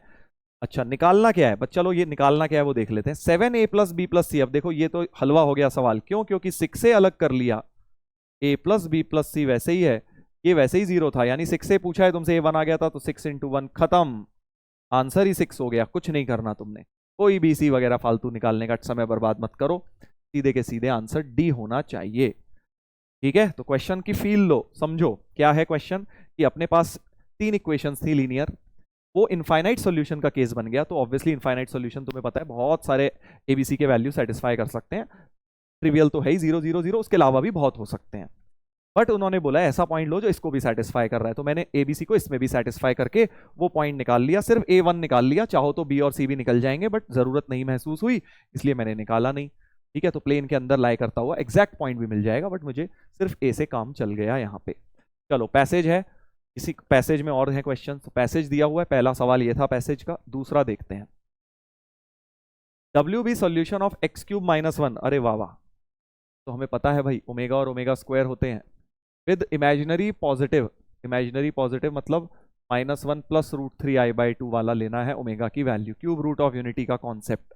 इस बार A2 दिया हुआ है, वही पिछले क्वेश्चन में कह रहे हैं A2 ले लो, B and C satisfy E का मतलब यही वाली इक्वेशन। अच्छा, यानी कि A2 करके ये इक्वेशन सेटिस्फाइड है, A2 रखने के बाद ये इक्वेशन सेटिस्फाइड है। ठीक है, अब ये प्लेन को मारो गोली, ये वाला पार्ट नहीं है, ये तो इसी में था, तो A तो 2 है, बेसिकली B और C निकालने और कुछ भी नहीं है। A2 को मैं अब इन इक्वेशंस में डाल देता हूं, जैसे इसमें डालूं तो B + C आ गया -2, थर्ड इक्वेशन में डाला, A को 2 और पहले में डाल दो, तो 8B + 7C + A, तो 2 + 8B + 7C बराबर 0। ठीक है, तो इसमें से एक काम करता हूं, एक B अलग कर लेता हूं, 7B + 7C कर लेता हूं इसको, और इसमें अब 7 कॉमन, B + C -2 है, तो B 2 + B -14 बराबर 0, तो B की वैल्यू बेटा 12 आ गई, B की वैल्यू 12 आ गई, B की वैल्यू तो 12 आ गई। अब C देख लेता हूं, क्योंकि B + C -2 था, B + C -2 था, तो C की वैल्यू कितनी हो जाएगी, 12 और उधर -2 -12, यानी कि -14 हो गई C की वैल्यू। और अब ये ABC उठा के यहां डाल दो, इसकी वैल्यू निकालनी है, ओमेगा 3/ω² प्लस 1/ω² 1/ω² प्लस 3/ω² ठीक है, अब ओमेगा की 3 के मल्टीपल में तो 1 होती है, तो ये वाला तो 1 हो गया, और इसमें एक ओमेगा मल्टीप्लाई और डिवाइड कर दो, ω³ 1, 3ω, पहली टर्म 3ω हो गई, ये 1 हो गई, और ये 3ω² हो गई, और 3ω² को ω² लिख लो, इन दोनों में से 3 कॉमन ले लीजिए, ओमेगा प्लस ओमेगा स्क्वायर तुम्हें पता है -1 होता है, तो 1 - 3 यानी -2 होना चाहिए आंसर, ए ऑप्शन होना चाहिए। देख रहे हो कैसे क्वेश्चन को इंटरमिक्स किया हुआ है, मेट्रिसेस, डिटर्मिनेंट और कॉम्प्लेक्स नंबर, तीनों चीजें मिक्स की हुई हैं इस क्वेश्चन पैसेज के अंदर। बिल्कुल वैसा ही क्वेश्चन है जैसे मैं तुम्हें अभी करा रहा था, इंडिविजुअली कोई कॉन्सेप्ट टफ नहीं लग रहा, तुम सबको पता है ये ओमेगा ओमेगा के बारे में, तुम सबको पता है कि क्रैमर्स रूल आ जाता है तो क्या करते हैं, करेक्ट, बस उसी चीजों को मिक्स कर दिया, इस वाले में प्लेन्स भी मिक्स कर दिया था। एक और है, अब ये वाला खुद से ट्राई करो, इसी पैसेज का थर्ड पार्ट, इसी पैसेज का थर्ड पार्ट, इस बार बी को 6 दे दिया, इस बार बी को 6 फिक्स कर दिया, ए एंड सी फिर से फर्स्ट इक्वेशन मतलब उसी ओरिजिनल इक्वेशन को सेटिस्फाई कर रहे हैं, बी तो 6 हो गया, और अल्फा बीटा रूट्स हैं इस क्वाड्रेटिक की, ठीक है समझ गए, तो इसको निकालना है, यानी इसकी वैल्यू तो तुम्हें पता है alpha plus beta upon alpha beta की power n sigma, alpha plus beta -b/, और ये c/, की पावर n, ए कट गया, यानी -b/c की पावर n में सिग्मा लगाना है, यानी पहला काम तो है, b तो मिल गया 6, c और निकाल लेता हूं, c मिल गया तो बात बन जाएगी भाई। तो वापस आते हैं अपनी इक्वेशंस पे, a + b + c 0 थी, तो a + c -6 हो गया, एक और बना लो, कोई सी भी बना लो क्योंकि इनफाइनाइट है, कोई भी यूज कर लो। पहली कर लेता हूं, a plus 8b plus 7c, a plus 8b 48 plus 7c बराबर 0। एक a प्लस सी को हटा लो यहां से, 6c अलग कर लो, a प्लस सी को -6 रख लो। ठीक है जी, तो 42 हो गया। तो c की वैल्यू -7 आ गई। c की वैल्यू बेटा -7 आ गई, और b तो 6 दिया ही हुआ था, है ना। तो -b/c की वैल्यू लगानी है। -b का मतलब -6 अपॉन -7 की पावर n 0 से x, मेरे ख्याल से 0 से इन्फिनिटी होगा, इनफाइनाइट जीपी बनेगी तभी कांस्टेंट आंसर आएगा, राइट। 0 से इन्फिनिटी, माइनस माइनस कट गए तो एक तरह से ये 0 से इन्फिनिटी 6/7 की पावर n, और जैसे ही इस जीपी को खोलोगे, पहली टर्म 1, दूसरी 6/7, 6/7 का स्क्वायर, ऐसे इन्फिनिटी तक चलता जाएगा, क्योंकि 0 से शुरू हो रही है इसलिए पहली टर्म मुझे 1 बनानी पड़ी। बस अब तो सम ऑफ इनफाइनाइट जीपी लगा देते हैं, a अपॉन 1 माइनस आर। 7 हो गया भाई answer. Sum of infinite GP 7 आ रहा है, बी ऑप्शन। तो कितने चैप्टर इसे एक क्वेश्चन के अंदर मिक्स कर दिए, बहुत सारे, है ना। खुद देखो, गिनो, काउंटिंग करो। मेट्रिसेस था, डिटर्मिनेंट्स था, प्लेन्स था, क्वाड्रेटिक इक्वेशन बन गया यहाँ पे, उसके बाद इनफाइनाइट जीपी बन गया, है ना भाई, बहुत कुछ बन गया, कॉम्प्लेक्स नंबर बन गया। मेरे ख्याल से 6-7 चैप्टर एक ही क्वेश्चन, एक ही पैसेज में मिक्स करके पूछा गया था 2010 में। अब इसमें अगर तुम डीप डाइव मारोगे, इस क्वेश्चन को प्रॉपर सोचोगे, तो इंडिविजुअली कोई टफ नहीं था इसमें, कुछ भी चीज ऐसी नहीं पूछ ली अरे सर ये क्या हो गया, ये कौन सा नया कॉन्सेप्ट आ गया, क्या नहीं आता था तुम्हें, सब आता है। Sum of roots, product of the roots, finite GP का सम, सब आता है। Cramer's rule, omega omega square, सब आता है बेटा तुम्हें। ठीक है, चलो ऐसा ही एक और पैसेज कराता हूं जो आईआईटी में नहीं आया है, ठीक है, जो जेई में नहीं आया है, जस्ट फॉर आवर प्रैक्टिस। तो देखो, लेंदी तो थोड़े होते हैं क्योंकि आपको कैलकुलेशन यहाँ पे बहुत ज्यादा करनी होती है। एक क्वेश्चन ये देखेंगे, A B C D x,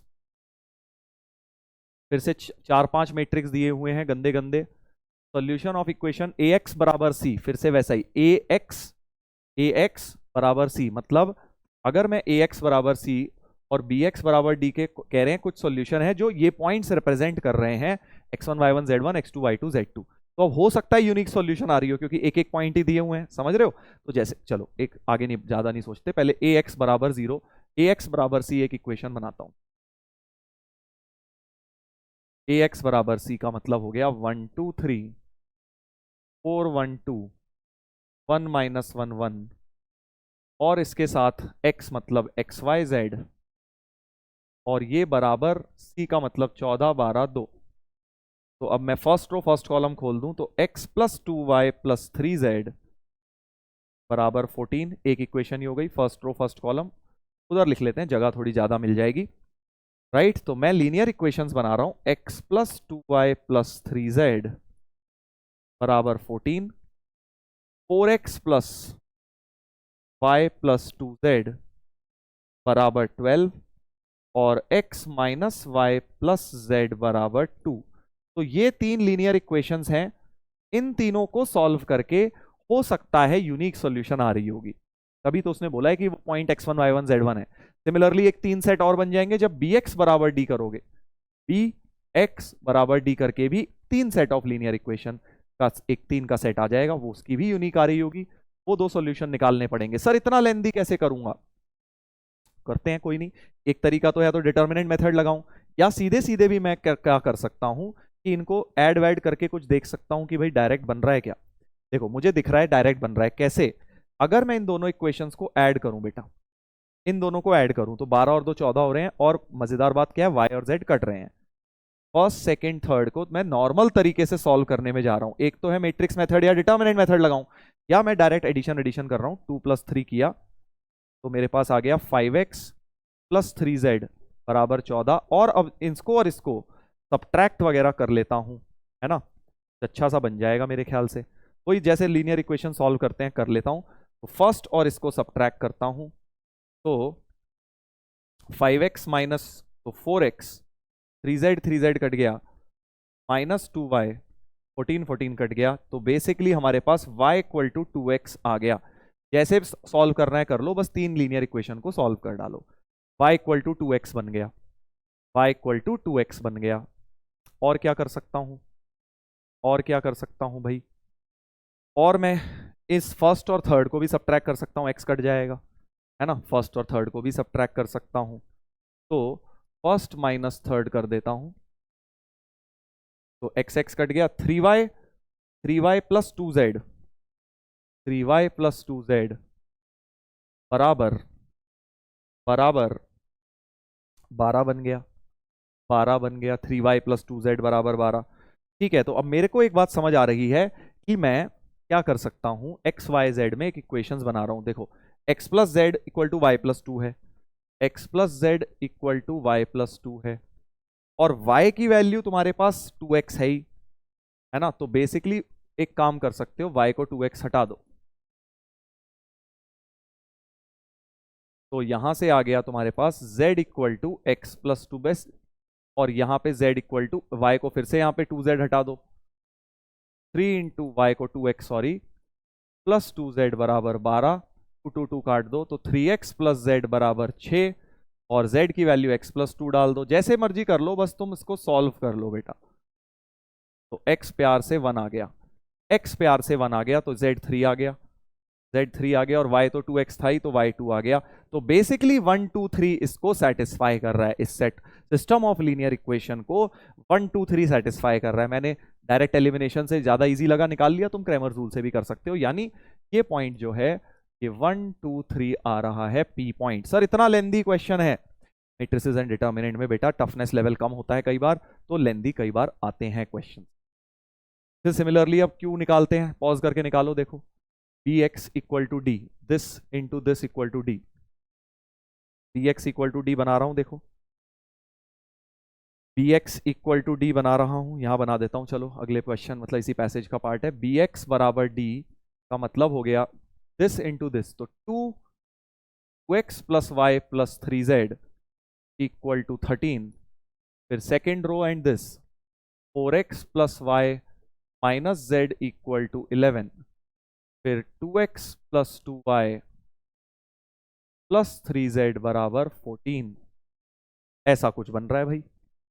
अब इसमें तो देखो फिर से डायरेक्ट सॉल्व करना बड़ा इजी लग रहा है, क्योंकि फर्स्ट और थर्ड को अगर सब्ट्रैक्ट कर दूं, 3z कट रहा है, 2x कट रहा है, तो क्लियरली y की वैल्यू तो 1 आ रही है। अगर मैं 3 माइनस 1 कर रहा हूं, इक्वेशन नंबर 3 में से 1 माइनस कर रहा हूं, y तो 1 आ गया, मजा ही आ गया भाई।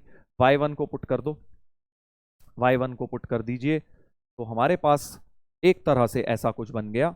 y को 1 डाल दूंगा तो 2x प्लस 3z, y को 1 डाल दिया इक्वल टू 12 हो गया, और y को 1 यहां भी डाल दो, तो 4x minus z equal to 10। इसको 3 से मल्टीप्लाई करके ऐड कर दो ताकि 3z कट जाए। 14x बराबर 42, 14 3 जा 42, x 3 आ गया भाई, x 3 आ गया, x को 3 वापस डाल दो, तो ये डायरेक्ट इजी रहा इस बार, तो z2 आ गया। तुम क्रैमर्स रूल लगाने जाते बहुत लेंदी पड़ जाता, ये डायरेक्ट इजीली सॉल्व हो गए। तो 3 1 2 इसका सॉल्यूशन आ गया, मतलब x2 ये वाला पॉइंट q 3 1 2 आ गया है। 3 1 2, वो 1 2 3 आया है, ये 3 1 2 आया है। अब आगे सवाल सॉल्व करते हैं। अब एक प्लेन भी दिया हुआ है, x plus Y plus Z equal to 9। कह रहे हैं p dash q dash is the reflection of P Q in the plane pi. ठीक है, फिर p डैश q डैश की इक्वेशन लिखनी है, समझ गए। एक तरह से आपको रिफ्लेक्टेड रे की इक्वेशन लिखनी है। तो अब थोड़ा सा 3D ज्योमेट्री लगा रहा हूं यहाँ पे। 3D ज्योमेट्री कैसे लगा रहा हूं, मैं बोल रहा हूं कि एक प्लेन दिया हुआ है,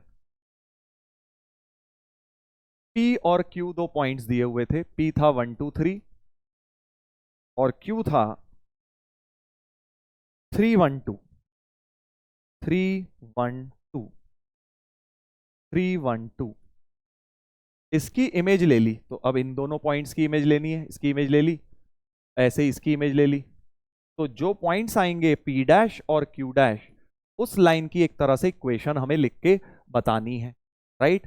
p dash q dash line की इक्वेशन इस प्लेन के अंदर लिखकर बतानी है। प्लेन भी बड़ा प्यारा सा है भाई, x plus Y plus Z equal to 9।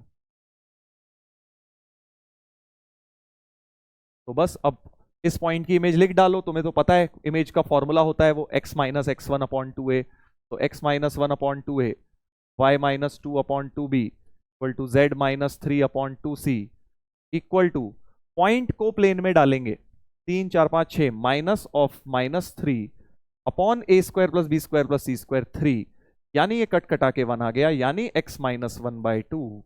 समझ गए ना कौन सा फॉर्मूला लगाया, image of a point in a plane का फॉर्मूला लगा दिया। जिन्हें नहीं आता थ्योरी में पढ़ें, 3D वगैरह की थ्योरी में आपको ये बात बताई गई है, स्ट्रेट लाइन में भी लगता है, 2D में, कोऑर्डिनेट ज्योमेट्री में। बस अब यहां से सॉल्व कर लो, x हो गया 3, y हो गया 4, z हो गया 5, तो 3 4 5 इसकी इमेज आ गई, 3 4 5 बेटा इसकी इमेज आ गई है।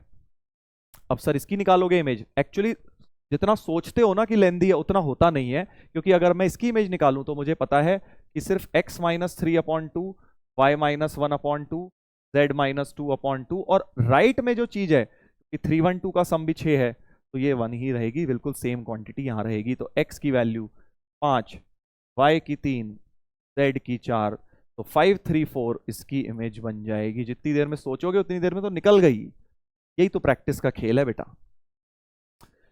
बस अब इस लाइन की इक्वेशन लिखनी है, तो x minus three, Y minus four, Z minus five, symmetrical form लिख लो और वेक्टर लिख लो। ये हो गया 3 माइनस टू, और ये हो गया 1, और 5 माइनस फोर, ये हो गया 1। तो ये अपनी line P dash Q dash की इक्वेशन तैयार हो चुकी है। पी डैश क्यू डैश की इक्वेशन इस प्लेन में जो रिफ्लेक्शन थी तैयार हो चुकी है। अब बस पॉइंट चेक कर लो कौन सा सेटिस्फाई नहीं कर रहा है, कौन सा नहीं कर रहा है, चेक कर लो। 3 4 2 मैं डालता हूं, x को 3 डालूंगा 0 आएगा, 4 डालूंगा 0, 2 डालूंगा तो 0 नहीं आएगा, तो तीनों इक्वेशन बराबर नहीं हो पाएंगी। 3 4 2 ही हमारा वो पॉइंट हो गया जो इसे सेटिस्फाई नहीं कर रहा है।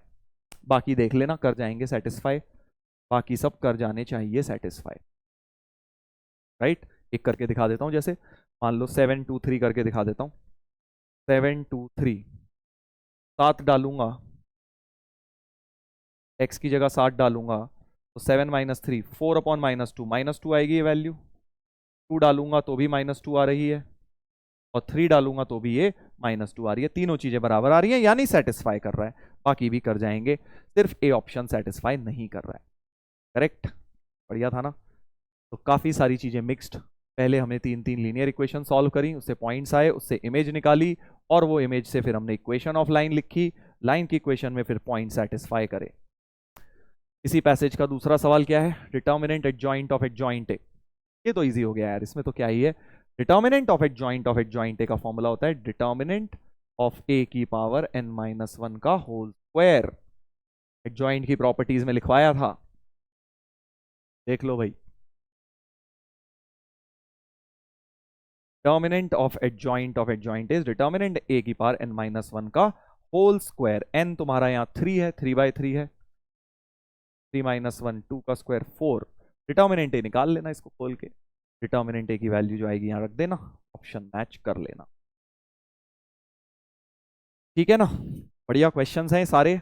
इसमें क्या है, मल्टीपल कॉन्सेप्ट्स यूज हो रहे हैं। जनरली मैट्रिसेस डिटर्मिनेंट के क्वेश्चन जो आते हैं जेई में काफी सारी चीजें मिक्स होके आती हैं, इसीलिए मैं भी तुम्हें वही करा रहा हूं। ठीक है, चलो भाई अब 2023 के एडवांस के सवालों पर आया जाए। पीवाईक्यू अभी हमने किए, एक पैसेज किया, फिर एक रेगुलर क्वेश्चन। अब एक फिर से 2023 में जो एडवांस में पूछे गए हैं वो 2-3 सवाल हम करते हैं, एडवांस में जो पूछे गए हैं। चलिए, तो पहला तो ये था, 3 सवाल आए थे भाई, मैट्रिसेस एंड डिटर्मिनेंट के मिला के 3 क्वेश्चंस। एक ये मल्टीपल करेक्ट में दिखा देता हूं, उसके बाद एक ये इंटीजर टाइप में, 2023 की बात हो रही है, और फिर एक ये मैट्रिक्स मैच वाला, राइट, यही वाला कह रहा था, इसको करके दिखाऊंगा। चारों पार्ट सॉल्व नहीं करने पड़ेंगे। ठीक है, तो ये तीनों सवाल अब हम जल्दी जल्दी लगाएंगे। ठीक है, क्योंकि एडवांस में लास्ट ईयर ही पूछे गए हैं 3 सवाल, 2 तो पक्के आते ही आते हैं, 3 भी आ जाते हैं बहुत बार, इसलिए इस चैप्टर को सीरियसली लेना है।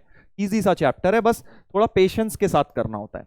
देखो, MAIJ 1 से 3 मतलब 3/3 है, सच दैट AIJ 1 है if J plus 1 is divisible by I, otherwise. तो बेसिकली M मैट्रिक्स डायरेक्ट नहीं दिया, M मैट्रिक्स क्रिएट करने के लिए कुछ डेटा दिया हुआ है। समझे क्या डेटा दिया हुआ है, कि एम मैट्रिक्स वो कह रहे हैं इस तरह से बनाइए, जैसे एम आप सबसे पहले जब ऐसे डिविजिबल विजिबल होता है ऐसे लिख लिया करो normal, A23 A31 A32 A33, correct. अब मैं क्या करूंगा, A11 क्या कह रहे हैं, इफ ए आई जे 1 है कब, अगर J+1 is divisible by I। तो अब इसके अंदर तो देखो I 1 है, पहली रो में तो I 1 होता है, तो J+1 is divisible by I, J+1 is divisible by 1, भाई 1 से तो हर चीज डिविजिबल है, राइट। यानी कि अगर I 1 है तो ये इक्वेशन बिल्कुल सेटिस्फाइड है, क्योंकि Aij is 1 if J+1 is divisible by I तो 1 है, तो J+1 तो हमेशा 1 से डिविजिबल होगा ना, 1 से तो सब कुछ डिविजिबल है, तो इसलिए ये वाले तीनों एलिमेंट तो 1 हो जाएंगे। इतनी बात तो समझ गए हम कि ये तीनों एलिमेंट 1 ही होने चाहिए, क्योंकि इसमें जो I1 है, J+1 चाहे जो मर्जी होता रहे, J+1 तो 1 से डिविजिबल ही आएगा। अब हम आगे देखते हैं, इसमें देखते हैं, अब इसमें देखो J+1 क्या हो जाएगा, J है 1 तो J+1 हो गया 2 और I है 2, तो J+1 हो गया 2 और I तुम्हारा 2 है, तो क्या J+1 इज डिविजिबल बाय 2, बिल्कुल सही है, यानी ये वाला भी तुम्हारा 1 हो जाएगा। ऐसे देखते जाओ कौन कौन से 1 है, ये भी 1 हो गया। इसमें J+1 क्या है 3 is divisible by 2, wrong. 3+1 J है 3, 4 इज डिविजिबल बाय 2, बिल्कुल सही, तो ये भी तुम्हारा 1 हो जाएगा। ऐसे ही इसमें देखो J है 1, 1+1 2 is divisible by 3, wrong. 3 is divisible by 3, correct, ये वाला फिर से 1 हो जाएगा तुम्हारा, है ना। और इसमें J है 3, 3+1 4 इज डिविजिबल बाय 3, रॉन्ग, यानी ये भी 1 नहीं होगा। तो जो जो 1 होंगे मैंने वो लिख लिए जब जब J+1 डिविजिबल हो रहा था I से, अदरवाइज 0 है, यानी जो ये सब हैं ये सब बेचारे 0 हैं, तो 1 या 0 ही इसके एलिमेंट्स हैं। तो मैट्रिक्स M मुझे अब मिल गया है, पहले तीनों 1, फिर ये 1 और ये भी 1 और ये बीच वाला 1, बाकी सब अदरवाइज में 0 है, तो बाकी सबको 0 कर दिया। इस तरह से तुम्हारा मैट्रिक्स M बन गया। मैट्रिक्स M बेटा ऐसा बन गया। अब क्या करूंगा, हमें पहला ऑप्शन पूछा M इज इनवर्टिबल, M का डिटर्मिनेंट निकाल लेता हूं क्या आ रहा है। डिटर्मिनेंट 0 होगा तो नहीं होगा, नॉन 0 आना चाहिए अगर इन्वर्टेबल है, तो 1 इंटू 0 -1 -1 इंटू 0 ही हो गया, और +1 इंटू +1 इंटू 1, तो -1 +1 कट कटा के 0 हो गया, यानी डिटर्मिनेंट M 0 आ गया, यानी कि ये तो नॉन इन्वर्टेबल है। यानी ये बेटा M इज इन्वर्टेबल गलत हो गया, ए ऑप्शन तो गलत हो गया, M इज नॉन इन्वर्टेबल। दूसरा ऑप्शन देखते हैं, there exist a non zero column matrix such that M को इसके साथ मल्टीप्लाई करके ये बनाना है। फिर से मैट्रिक्स इक्वेशन बनाता हूं, M को 1 1 1 1 0 1 0 1 0 1 0 1 0 0 1 0, ये M था, इसको मल्टीप्लाई करना है A1 A2 A3 B option के लिए A1 A2 A3 से, और ये बोल रहे हैं ये बराबर रखना है -A1 -A2 -A3 के। मैट्रिक्स इक्वेशन कुछ कुछ बन जाएंगी, A1 + A2 + A3 is -A1, फिर बन जाएगी second row first column A1 + A3 is -A2, फिर A2 बराबर -A3। ये 3 इक्वेशंस बन गई। हमें क्या बोला जा रहा है, there exist a non zero column matrix. अच्छा, बेसिकली तुम्हें ये XYZ की तरह ट्रीट करना है, इसके सॉल्यूशन बताने A1 A2 A3 के क्या आएंगे। तो फिर से अब तुम डायरेक्ट ही कर लो, देखो यहां से A2 + A3 0 आ गया थर्ड इक्वेशन से, और सेकेंड इक्वेशन से अगर तुम इसको देखो A1 + A2 + A3 0 है, तो A1 2 + A3 तो 0 है, इसको उड़ा दो, तो A1 0 हो गया। A1 0 को अगर तुम ऊपर रख दोगे, A1 0 को अगर तुम फर्स्ट में रख दोगे तो फिर कुछ नया नहीं मिला, A2 + A3 0 ही मिल गया। यानी इन तीनों इक्वेशन से बस मुझे एक ही चीज मिल पा रही है कि A1 तो 0 है, A2 + A3 0 है, A2 A3 की कोई एग्जैक्ट वैल्यू नहीं मिली। यानी मैं क्या बोल सकता हूं, A1 तो हमेशा 0 होगा, A2 A3 कुछ भी हो सकते हैं सच दैट उनका सम 0 हो जाए, एक 5 एक -5 एक 10 एक -10 कुछ भी हो सकता है। तो क्लियरली A1 A2 A3 जो मैट्रिक्स है वो इस तरह का बन जाएगा 0, और यहाँ k तो यहाँ -k। ऑब्वियसली k की वैल्यू 0 भी हो सकती है बट नॉन 0 भी हो सकती है, तो ये कॉलम मैट्रिक्स नॉन जीरो बन सकता है, राइट? यही तो वो पूछ रहे थे कि क्या कोई ऐसा non zero column matrix exist कर सकता है क्या? बिल्कुल कर सकता है, बिल्कुल कर सकता है। So there exist a non zero column matrix such that वो इक्वेशन वैलिड हो। बिल्कुल सही, क्योंकि आप के को कुछ भी नॉन जीरो डाल दोगे तो नॉन जीरो कॉलम मैट्रिक्स हो जाएगा, क्योंकि पूरा मैट्रिक्स जीरो कब होता है? जब सारे एलिमेंट जीरो हो। ये मत सोचो सर ये तो जीरो हो गया, तब जीरो होते तभी वो जीरो बोला जाता, बट ऐसा भी हम बना ही सकते हैं, 0 5 -5 भी बना सकते हैं, तो ये non zero column matrix exist कर गया। अगला पढ़ते हैं पार्ट, थर्ड पार्ट पढ़ते हैं बेटा। Set x belongs to R cube, mx is null matrix, mx is null is not equal to 0।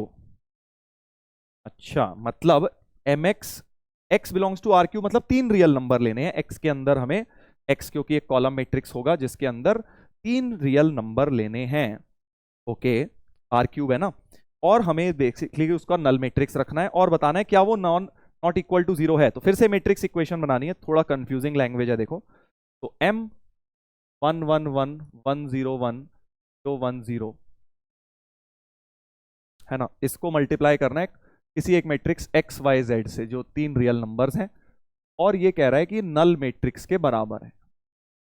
तो x plus Y plus Z equal to 0 आ गया, x plus Z equal to 0 आ गया, और z equal to 0 आ गया, third row sorry y equal to 0 आ गया।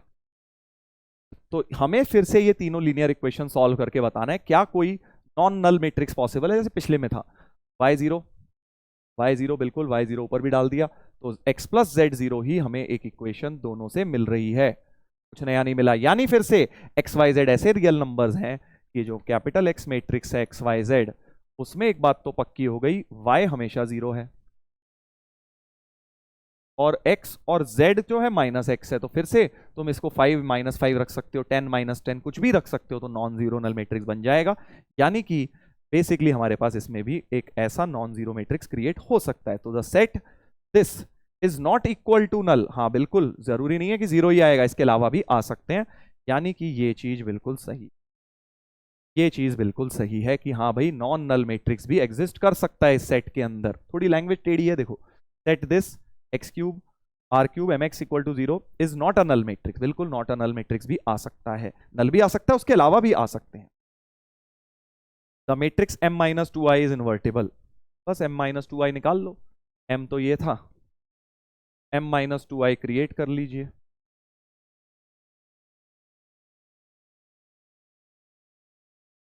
-2 m माइनस टू आई मैंने क्रिएट कर लिया है।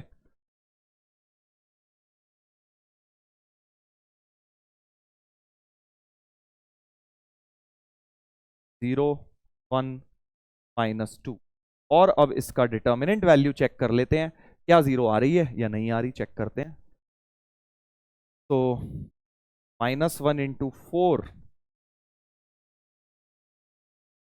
है ना, -1 इंटू 4 -1, फिर +1 इंटू सॉरी -1 इंटू -2 +1 इंटू 1, तो ये कितना हो गया भाई, -3 +2 +1, 0 आ गया भाई, इसकी वैल्यू तो 0 आ रही है, यानी कि इसका भी इनवर्स एग्जिस्ट नहीं कर सकता क्योंकि डिटर्मिनेंट वैल्यू 0 आ गई। तो देयरफॉर हमारा आंसर ये भी गलत है, matrix this is invertible is wrong because इसका तो 0 आया। तो पेशेंस के साथ किया, बी और सी हमें आंसर सही दिखाई दे रहा है, बी और सी आंसर बेटा सही हो गया। ठीक है, ये क्वेश्चंस हैं ये सारे एडवांस में आए हैं, बस खुद देख सकते हो, बहुत ज्यादा कोई टफ नहीं है, ऐसे नहीं है कि बिल्कुल आउट ऑफ द वे, अरे सर मैं तो कर ही नहीं सकता था, ये सॉल्यूशन बताया होगा, डेफिनेटली तुम इसको सोच सकते थे। मेंस लेवल का भी जिन्होंने डिटर्मिनेंट पढ़ा है वो भी इतना सोच सकते थे। चलो एक पीएनसी के साथ मिक्स करके आया है, बहुत बार आता है पीएनसी के साथ मैट्रिसेस मिक्स करके, एक वो भी देख लेते हैं, हमने और चैप्टर तो मिक्स करे हैं, एक ये भी देख लेते हैं। आर एक मैट्रिक्स दिया है, एबीसीडी इस सेट में से है, नंबर ऑफ इन्वर्टेबल मैट्रिसेस, अच्छा तो मतलब वही आर में से डिटर्मिनेंट बेसिकली 0 नहीं होना चाहिए है ना, तो डिटर्मिनेंट आर निकालता हूं पहले, तो फाइंड कर देते हैं, A into 0 -5d -3 into 0 plus B into 5c, है ना। तो -5 AD प्लस 5 BC, यानी 5 times BD minus AC, B sorry AD था ये, AD 5 times BC minus AD, ऐसा कुछ डिटर्मिनेंट का वैल्यू बन रहा है। तो मुझे अब एक बात समझ आ रही है कि भाई नॉन इन्वर्टेबल का मतलब, सॉरी इन्वर्टेबल का मतलब कि ये जीरो नहीं होना चाहिए। तो ये जीरो रखना मेरे लिए ज्यादा इजी है, मैं टोटल में से माइनस कर लेता हूं जब ये जीरो हो रहा होगा। टोटल मैट्रिक्स निकाल सकते हो, सोचो।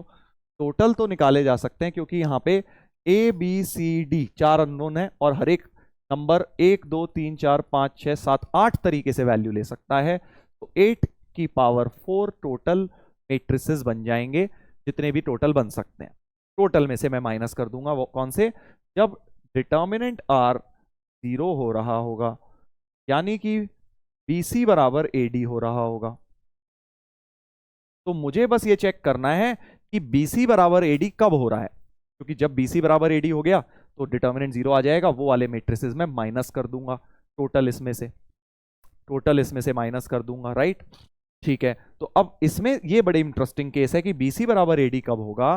देखो, अगर मैं जीरो को इग्नोर मार दूं, बाकी सब नंबर प्राइम नंबर हैं, तुमने नोटिस कर लिया होगा 3 5 7 11 इस तरह से सारे प्राइम लिखे हैं। तो अब अगर मुझे इन दोनों का प्रोडक्ट इन दोनों के बराबर चाहिए, तो मुझे, अगर मान लो जैसे मैंने 3 और 5 लिए, तो अगर ये 3 और 5 लिए तो 15 बन गया इनका प्रोडक्ट। तो इनका भी प्रोडक्ट 15 तभी बन सकता है जब 3 या 5 ही लूंगा, क्योंकि अदरवाइज तो प्राइम नंबर को फैक्टराइज नहीं किया जा सकता ना, ये तो ऑलरेडी फैक्टराइज्ड है। तो यानी कि अगर कोई दो प्राइम नंबर्स का प्रोडक्ट इक्वल टू दो प्राइम नंबर हो रहा है, तो वो तभी हो सकता है जब वो दोनों प्राइम नंबर सेम हो जाएं, समझे ना। तो बेसिकली इनको भी 3 या 5 में से ही कुछ होना पड़ेगा। तो पहला केस ले लेता हूं, zero is not taken. Zero is मतलब ABCD में से कोई भी जीरो नहीं है, क्योंकि जीरो आते ही खेल बिल्कुल पलट जाएगा। तो जीरो नहीं है मतलब कोई भी दो प्राइम नंबर लेने हैं मुझे। कितने प्राइम है, 1 2 3 4 5 6 7, 7C2 में से कोई से भी दो प्राइम नंबर लिए। मान लो मैंने 3 और 5 लिए, तो अब BC को मैं 3 5 दे सकता हूं, BC को 3 5 दे सकता हूं, है ना।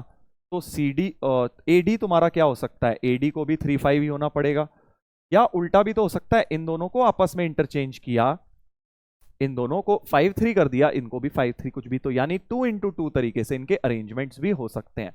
BC के पेयर 2 तरीके से बन सकते हैं, 3 5 5 2 5 3 2 वेज, और AD के भी ऐसे ही 2 वेज से। तो 2 इंटू 2 टोटल 4 पेयर बन जाएंगे सिर्फ एक पेयर ऑफ वैल्यूज के लिए।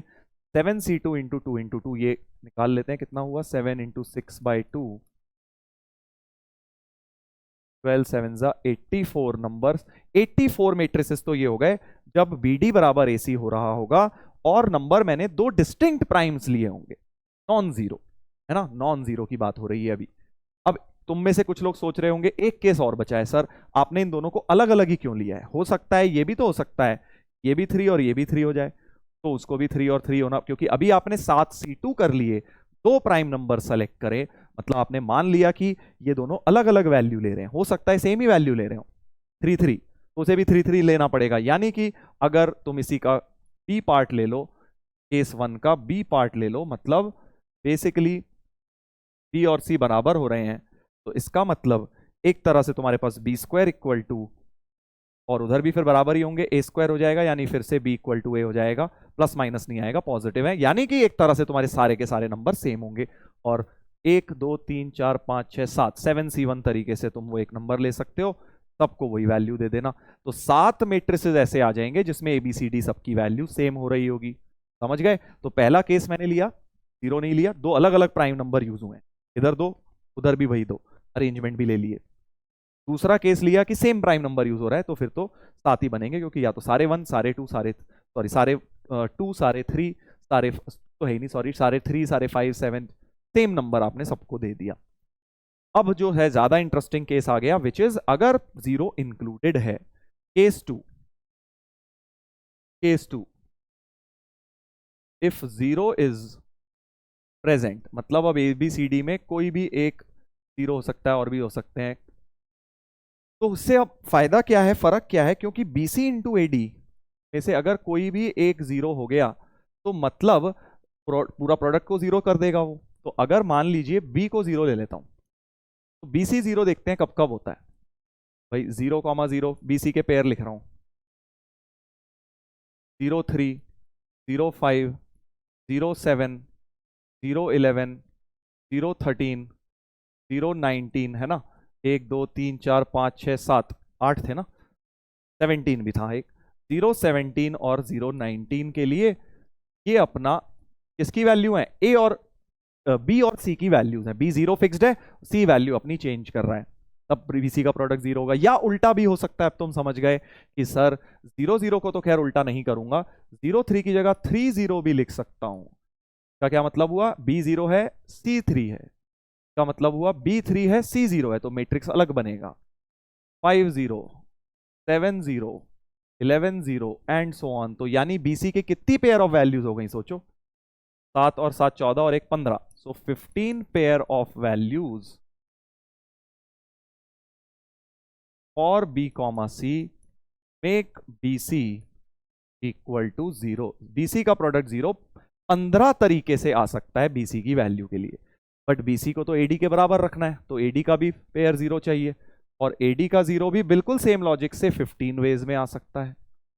15 वेज में बीडी का एडी का प्रोडक्ट भी जीरो आ सकता है, बट मैट्रिक्स सेलेक्ट करने के लिए सारे चाहिए, एबीसीडी सारे चाहिए। तो 15 into 15 total ways to select, total ways to select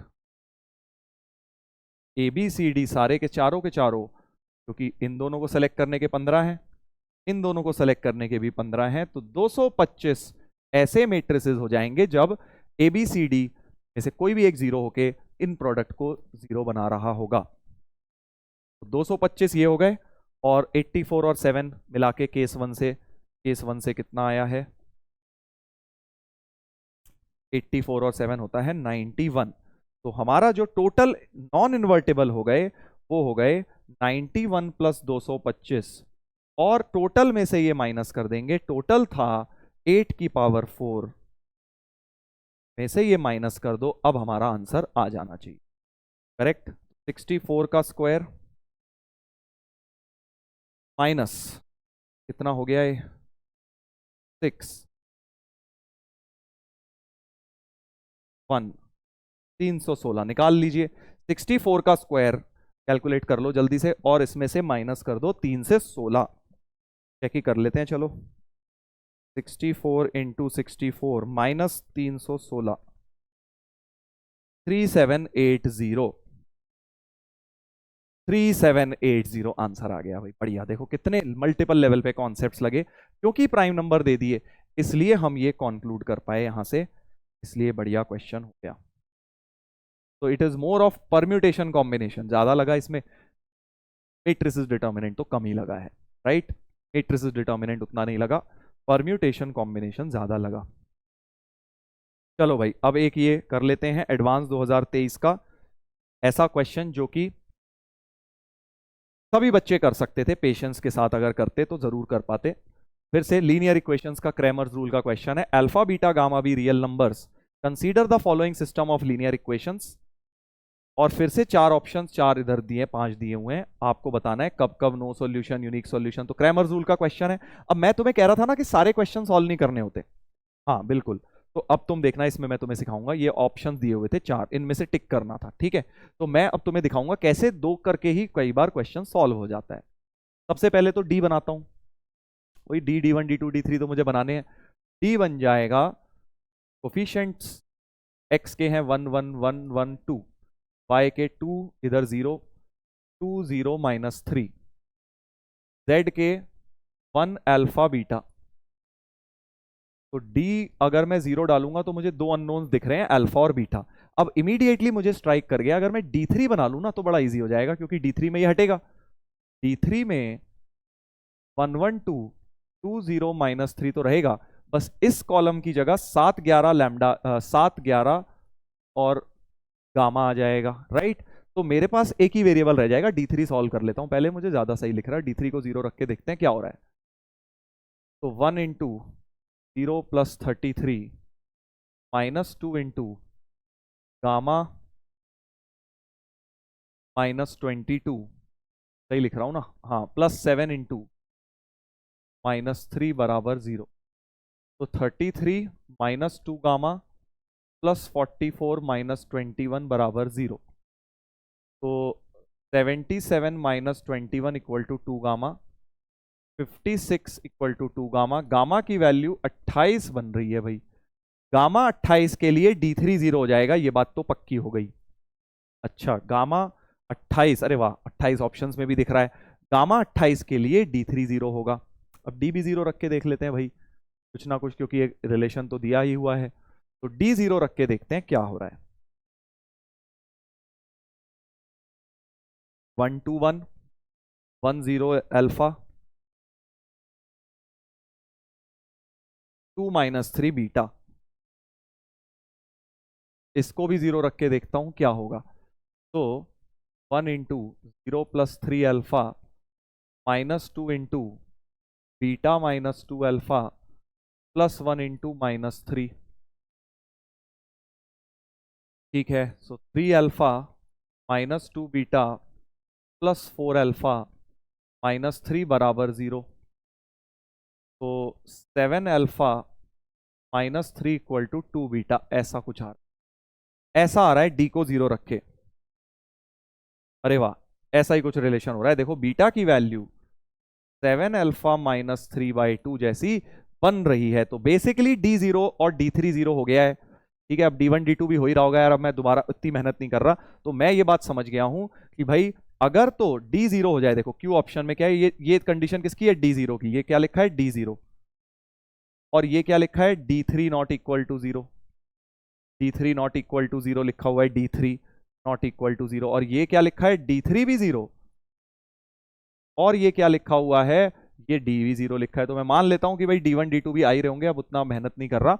तो यानी ये इनफाइनाइट की तरफ पॉइंट आउट करने की कोशिश कर रहा है, इनफाइनाइट सॉल्यूशन की तरफ कर रहा है, यानी P का जो है इनफाइनाइट से मैच कर रहा है। तुम्हें ज्यादा शक हो रहा है तो D2 D3 भी निकाल लो, यही कंडीशन बन रही होगी वहां पर भी। ठीक है, तो इनफाइनाइट सॉल्यूशन हो रही हैं। P ऑप्शन जो है 3 से मैच कर रहा है, P ऑप्शन 3 से मैच कर रहा है। अब आ जाते हैं ऑप्शंस पर। ये देखो, मैं तुम्हें कह रहा था ना चारों सॉल्व नहीं करने। P जो है 3 से मैच कर चुका है, यानी अब 50-50 बचा है। ये दोनों तो गलत हो गए, C और D। अब सिर्फ और सिर्फ A और B की कहानी बची है। Correct, correct. अब मुझे देखो इसमें क्या फायदा है, Q सॉल्व ही नहीं करना, Q मुझे दिख गया 2 ही है। अब बस मुझे R या S में से, S भी दिख गया इनफैक्ट 4 है। अगर बस मुझे R का पता लगाना है, अगर मैंने R सॉल्व कर लिया तो मेरा प्रॉब्लम ही सॉल्व हो जाएगा। मुझे 4 ऑप्शन सॉल्व करने ही नहीं पड़े, 2 ही करके काम कई बार चल जाता है। करेक्ट, तो R को सॉल्व करते हैं। अब R क्या कह रहा है कि बीटा अगर ये नहीं है, बीटा अगर ये नहीं है, ठीक है, मतलब D0 नहीं हो रहा है। का मतलब क्या है कि D0 नहीं हो रहा है, D0 की कंडीशन थी। तो D0 अगर नहीं हो रहा है और अल्फा 1 है और ये भी 0 नहीं हो रहा है, मतलब D3 भी 0 नहीं हो रहा है।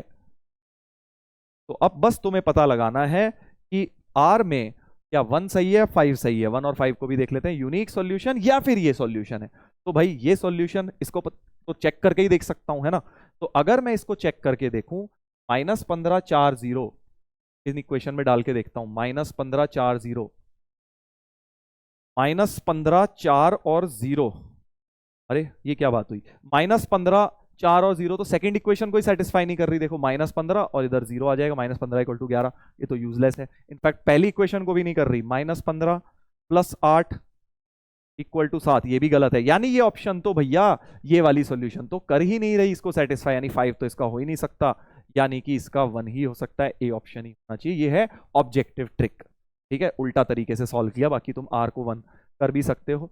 R1 मतलब यूनिक सॉल्यूशन आ रही होगी। तुम देखो अल्फा 1 डाल के D1 D2 D3 में से कोई क्या बोलते हैं, D3 0 नहीं आ रहा, D भी 0 नहीं आ रहा, वहीं से दिख गई। खैर D नॉट इक्वल टू 0 का मतलब यूनिक सॉल्यूशन तो हो ही जाता है। यूनिक सॉल्यूशन की क्या कंडीशन होती है, D नॉट इक्वल टू 0। सीधा सीधा भी हम कर सकते थे कि R मैचेस विद 1। ठीक है, बाकी ऑप्शन की तुम्हें कोई जरूरत नहीं है। तो इसलिए बोल रहा हूं, कभी भी मैट्रिक्स मैच को छोड़ो मत। कई बार उसमें से 4 में देखने में लगता है बहुत लेंदी है, हमारे पास क्या है, हम वहां तक पहुंच ही नहीं पाते, एग्जाम में उतना टाइम ही नहीं बचता कि हम लास्ट तक पहुंचे। तो आपसे मैं ये बात बोलूंगा, मैट्रिक्स अगर एडवांस के पेपर में कुछ नहीं हो रहा है, मल्टीपल करेक्ट से पहले मैट्रिक्स मैच करो अटेम्प्ट। मल्टीपल करेक्ट में नहीं भैया हिलते सवाल, कई बार करते भी हैं आधे अधूरे हो जाते हैं, कुछ ना माइनस हो जाता है, बहुत दिक्कत हो जाती है। बट इसमें तो तुम्हारे पास क्लियर कट चॉइस है ना, ये अनसेड दिया हुआ है क्वेश्चन, जैसे इस बोर्ड में आते थे ना क्वेश्चन, आइदर डू दिस और दिस, वहां लिखा होता था, तो तुम सबसे पहले उसी को करते थे, यार देख लेता हूं दोनों में से कौन सा आता है। इसमें लिखा नहीं है, बट एक्चुअली एक चॉइस की तरह ही काम कर रहा है कि चार क्वेश्चन में से तुम्हें, कई बार क्या होता है चारों अलग डायरेक्शन के क्वेश्चन होते हैं, यहां तो चलो चारों लिंक्ड है कि भाई चारों में ही यूनिक ट्रिवियल ये वो एक ही क्वेश्चन था और उसी के ऑप्शन बनाए हुए हैं, उसी की कंडीशन पूछी। कई बार एक ऑप्शन में दे दिया मैट्रिक्स का, एक ऑप्शन में इंटीग्रेशन का, एक ऑप्शन में ट्रिग्नोमेट्री का, तब ये बड़ा हेल्पफुल होता है कि आपको चारों करने ही नहीं, ऐसे भी आए हुए हैं एडवांस्ड में मिक्स कर करके, एक में इनवर्स ट्रिगो दिया हुआ है, एक में इंटीग्रेशन दिया है, एक में डिटर्मिनेंट दिया है, कुछ कुछ मिक्स करा, एक में वेक्टर दे दिया, तो आपको चारों सॉल्व नहीं करने, दो ही करने हैं और उससे ही आप अपना आंसर निकाल सकते हैं। ठीक है, तो ये जेई एडवांस के मैंने आपको तीनों सवाल करवा दिए, तीनों सवाल करवा दिए जेई एडवांस 2023 के। क्या लगा तुम्हें, बहुत ज्यादा टफ लगे? मुझे तो नहीं लगता कि बहुत ज्यादा टफ है, इसी तरह के बेटा इस साल भी आएंगे। चलिए, तो अब एक सवाल ये वर्क में करिएगा आप, ये वाला अच्छा क्वेश्चन है क्योंकि आज ऐसे बहुत करा दिए मैंने, एक मैट्रिक्स क्रिएट करने वाले और उसके बाद आगे उसके ऊपर क्वेश्चन सॉल्व करने वाले, ये आप जरूर करिएगा। वरुण बैच में आई थिंक ये मैंने करवाया हुआ है क्वेश्चन, जो वरुण एडवांस बैच चल रहा है रेगुलर ऐप के ऊपर, वहां पे ये करवाया है मैंने। चलिए, तो ये वाला भी देख लेते हैं, एक लास्ट क्वेश्चन, इसके साथ हम क्लास को कंक्लूड करते हैं। बढ़िया प्रॉब्लम है, दिमाग ज्यादा लगना है इसमें और काम बड़ा कम है इसमें। तो प्रोडक्ट ऑफ 5/3 एंड 3/5 मैट्रिक्स, अब यही देख के आधे लोग तो धराशायी हो जाते हैं, सर 5/3 और 3/5 को मल्टीप्लाई करूंगा क्या? रुक जाओ, सवाल तो पढ़े। Contains a variable entry X in exactly two places, एक 5/3 बनाएंगे, 1 2 3 4, सॉरी 1 2 3, 1 2 3, 1 2 3, तो ये तुम्हारे 5 रोज बन गए, उल्टा बोल दिया मैंने है ना, 5 रोज बनाने थे तो 1 3 4 5, हाँ 5 रोज और 3 कॉलम बन गए, तो ये 5/3 है। ऐसे ही कोई एक 3/5 लिख लो, 1 2 3 4 5, ये तुम्हारा एक तरह से 3/5 हो गया, इसमें 3 रोज और 5 कॉलम्स हो गए। कह रहे हैं इन दोनों को मल्टीप्लाई करने पे जो वेरिएबल एंट्री है, वेरिएबल एलिमेंट है जो एक्स का, वो सिर्फ दो जगह पर आ रहा है, दो जगह पर आ रहा है। इसका क्या मतलब हुआ, 12 से पढ़ते हैं। The product of this and this contains a variable entry X in exactly two places, मतलब जब इनको मल्टीप्लाई कर रहा हूं तो जो मल्टीप्लाई करके एक 5/5 आएगा, एक 5/5 आएगा, हाँ सर एक 5/5 आएगा, तो जो 5/5 आएगा उसमें सिर्फ 1 2 3 4 5, 1 2 3 4 5 ऐसे करते करते जो 5/5 मैट्रिक्स बना लेना, उसमें जो x की टर्म है सिर्फ वो दो जगह आ रही है। का क्या मतलब हुआ? इसका मतलब ये हुआ कि जो डिटर्मिनेंट वैल्यू आएगी वो एक क्वाड्रेटिक ही आ सकती है। यही बड़ी प्यारी चीज है कि भाई जो इसका डिटर्मिनेंट आएगा, dx इज द डिटर्मिनेंट, तो जो डिटर्मिनेंट आएगा, क्योंकि x क्या है दो ही जगह आ रहा है और बाकी सब जगह तो कांस्टेंट है, तो जब तुम मल्टीप्लिकेशन वगैरह करोगे, मैट्रिक्स जितना मर्जी ऑर्डर का खोल लो, अगर x दो ही जगह है तो दो बार से ज्यादा मल्टीप्लाई थोड़ी हो जाएगा, ये देख लो हो जाएगा क्या? नहीं होगा, क्योंकि x की टर्म ही दो जगह आ रही है। मान लो एक 3/3 दे दूं, ये x दे दिया, ये 1 2, ये 1x1 1 1 2 भी दे दिया, दो ही जगह x दिया, तो ज्यादा से ज्यादा जो डिग्री आ सकती है वो 2 आ सकती है, क्वाड्रेटिक से ज्यादा नहीं हो सकता। हाँ ये भी हो सकता है क्वाड्रेटिक की टर्म कट जाए, but maximum degree of dx is 2, मतलब जो dx होगा उसे मैं एक तरह से ax² + bx + c लेके स्टार्ट कर सकता हूं क्वाड्रेटिक। a 0 आ गया तो आने दो, तो कोई दिक्कत नहीं है, 0 भी आ सकता है, मैंने तो उसका कोफिशिएंट ले लिया है। बस अब आगे तो d0 d-1 और d2 की वजह से अब आप abc सॉल्व कर सकते हैं, है ना। तो एक्चुअली पॉलिनोमियल का क्वेश्चन बन गया, d0 1 का मतलब c तो 1 हो गया, ax² + bx + 1, फिर अब d-1 1 है, d2 7 है, तो डाल दो यार जल्दी।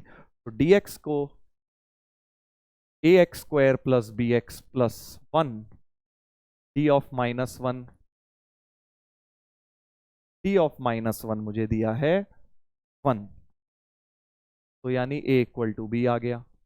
d-7 मुझे दिया है, d-2 7 दिया है, सॉरी d-2 मुझे 7 दिया हुआ है, तो 4a प्लस 2b प्लस 1 बराबर 7, 2a प्लस b बराबर 3, 3a बराबर 3 क्योंकि b इक्वल टू a था, a1 और b भी 1। क्वाड्रेटिक जो dx बन गया वो एक्स स्क्वायर प्लस 1 बन गया है, एक्स स्क्वायर प्लस 1 बन गया है भाई, राइट। बस अब तो फंक्शन बन गया। अब आगे ऑप्शन चेक कर लो। d1 3 बिल्कुल सही है, d माइनस 3 7, माइनस 3 का मतलब 9 माइनस 3 प्लस 1 7, ये भी सही है। ऐसे अब ऑप्शन चेक करते जाना, सारे के सारे ऑप्शन चेक कर सकते हो, ठीक है। तो बस यही इसमें हल्का फुल्का सा डिटर्मिनेंट का फंडा था कि अगर हम डिटर्मिनेंट को मल्टीप्लाई करेंगे तो एक क्वाड्रेटिक से ज्यादा डिग्री उसकी नहीं आ सकती, क्वाड्रेटिक से ज्यादा डिग्री उसकी नहीं आ सकती, ठीक है। बढ़िया क्वेश्चन था ये वाला भी। तो डिटर्मिनेंट्स एंड मैट्रिसेस के देखो, अब होता क्या है कि इस तरह के सवाल टफ भी बन जाते हैं, बहुत सारे टफ क्वेश्चन भी बन सकते हैं, बट अब एडवांस के हम उस स्टेज पे हैं बेटा जब तुम्हें बहुत ज्यादा टफ क्वेश्चन एडवांस में भी तुम्हारे होंगे नहीं। फैक्ट ऑफ द मैटर तो यही है कि तुम्हें वहां पे इजी टू मीडियम छांट के निकालने हैं, ठीक है। तो इसका ये मतलब नहीं है कि मैंने तुम्हें इजी कराए, मैंने तुम्हें वही कराए हैं जो तुम्हें एग्जाम में तुम कर सकते हो बढ़िया करके। बहुत ज्यादा टफ लेवल के क्वेश्चन अब करने का कोई सेंस नहीं है बहुत ज्यादा, क्योंकि अब लास्ट मोमेंट बचा है इस टाइम। अब आपको उन क्वेश्चंस पे ज्यादा फोकस करना है जैसे एडवांस्ड में आप कर पाएंगे। देखो एडवांस्ड में दो तरह के क्वेश्चन होते हैं, एक जो पूछे जाते हैं जो तुम्हें छोड़ने होते हैं, और एक होते हैं जो तुम्हें पूछे गए और तुम्हें करने हैं। वो हो सकते हैं इजी या मीडियम या इजी या लेंदी वाले। टफ वाले तुम्हें देखते ही छोड़ने हैं, ठीक है, वो नहीं होने वाले। प्रैक्टिकल बात यही है कि एडवांस में बैठ के उन 1-1.5 घंटे के अंदर आप बहुत ज्यादा टफ क्वेश्चन क्रैक करने का सपना तो देख सकते हो बेटा, बट वो सपना साकार होने के लिए बहुत ज्यादा बढ़िया किस्मत चाहिए। तो जनरली जो स्मार्ट बच्चे होते हैं वो ये करते हैं कि इजी टू मीडियम ठीक ठाक टाइम के अंदर निपटा देते हैं, उसमें स्टक नहीं होते। जो डिफिकल्ट है उसमें स्टक नहीं होते, अपना टाइम वेस्ट नहीं करते, और इजी टू मीडियम में कैलकुलेशन की गलतियां नहीं करते। उन लोगों का जेई क्लियर हो जाता है, ठीक है। तो बहुत इंपॉर्टेंट बात है जेई एडवांस से पहले। अब शुरू में आप ठीक है हर तरह की प्रैक्टिस करते हो भाई, टफ से टफ चीज, ताकि आपकी स्किल्स डेवलप हो, बट अब वो समय आ गया है जब आपको जेई एडवांस में जिस तरह के क्वेश्चन पूछे जाएंगे और जिस तरह के तुम वहां कर पाओगे बेस्ड ऑन योर स्किल्स, हो सकता है आप अंडर 100 लाने वाले हैं भाई, तब तो आपको ऑब्वियसली टफ वाले क्वेश्चन भी क्रैक करने हैं। बट अगर आप जैसे मोस्ट ऑफ द स्टूडेंट हैं कि भाई ठीक ठाक एवरेज रैंक 1000 2000 4000 5000 के बीच में भी आ जाए, तो आपको इजी टू मीडियम वाले क्वेश्चन तो क्रैक करने ही करने हैं, उन पे फोकस ज्यादा रखो। वो हो रहे हैं आपसे तो आप बहुत ज्यादा टफ लेवल के क्वेश्चंस पर भी जाइए, ठीक है। इस बात के साथ हम आज का लेक्चर करेंगे एंड। आई होप आप लोगों को आज मजा आया। मैट्रिसेस एंड डिटर्मिनेंट हमने पढ़ा, अब इसी तरह से मिलेंगे हम आगे अगले लेक्चर में जहाँ पे हम नया कॉन्सेप्ट नया टॉपिक शुरू करेंगे। चलिए तो बाय एवरीवन, टेक केयर। इसी तरह से पढ़ते रहिए, मेहनत करते रहिए। सी यू।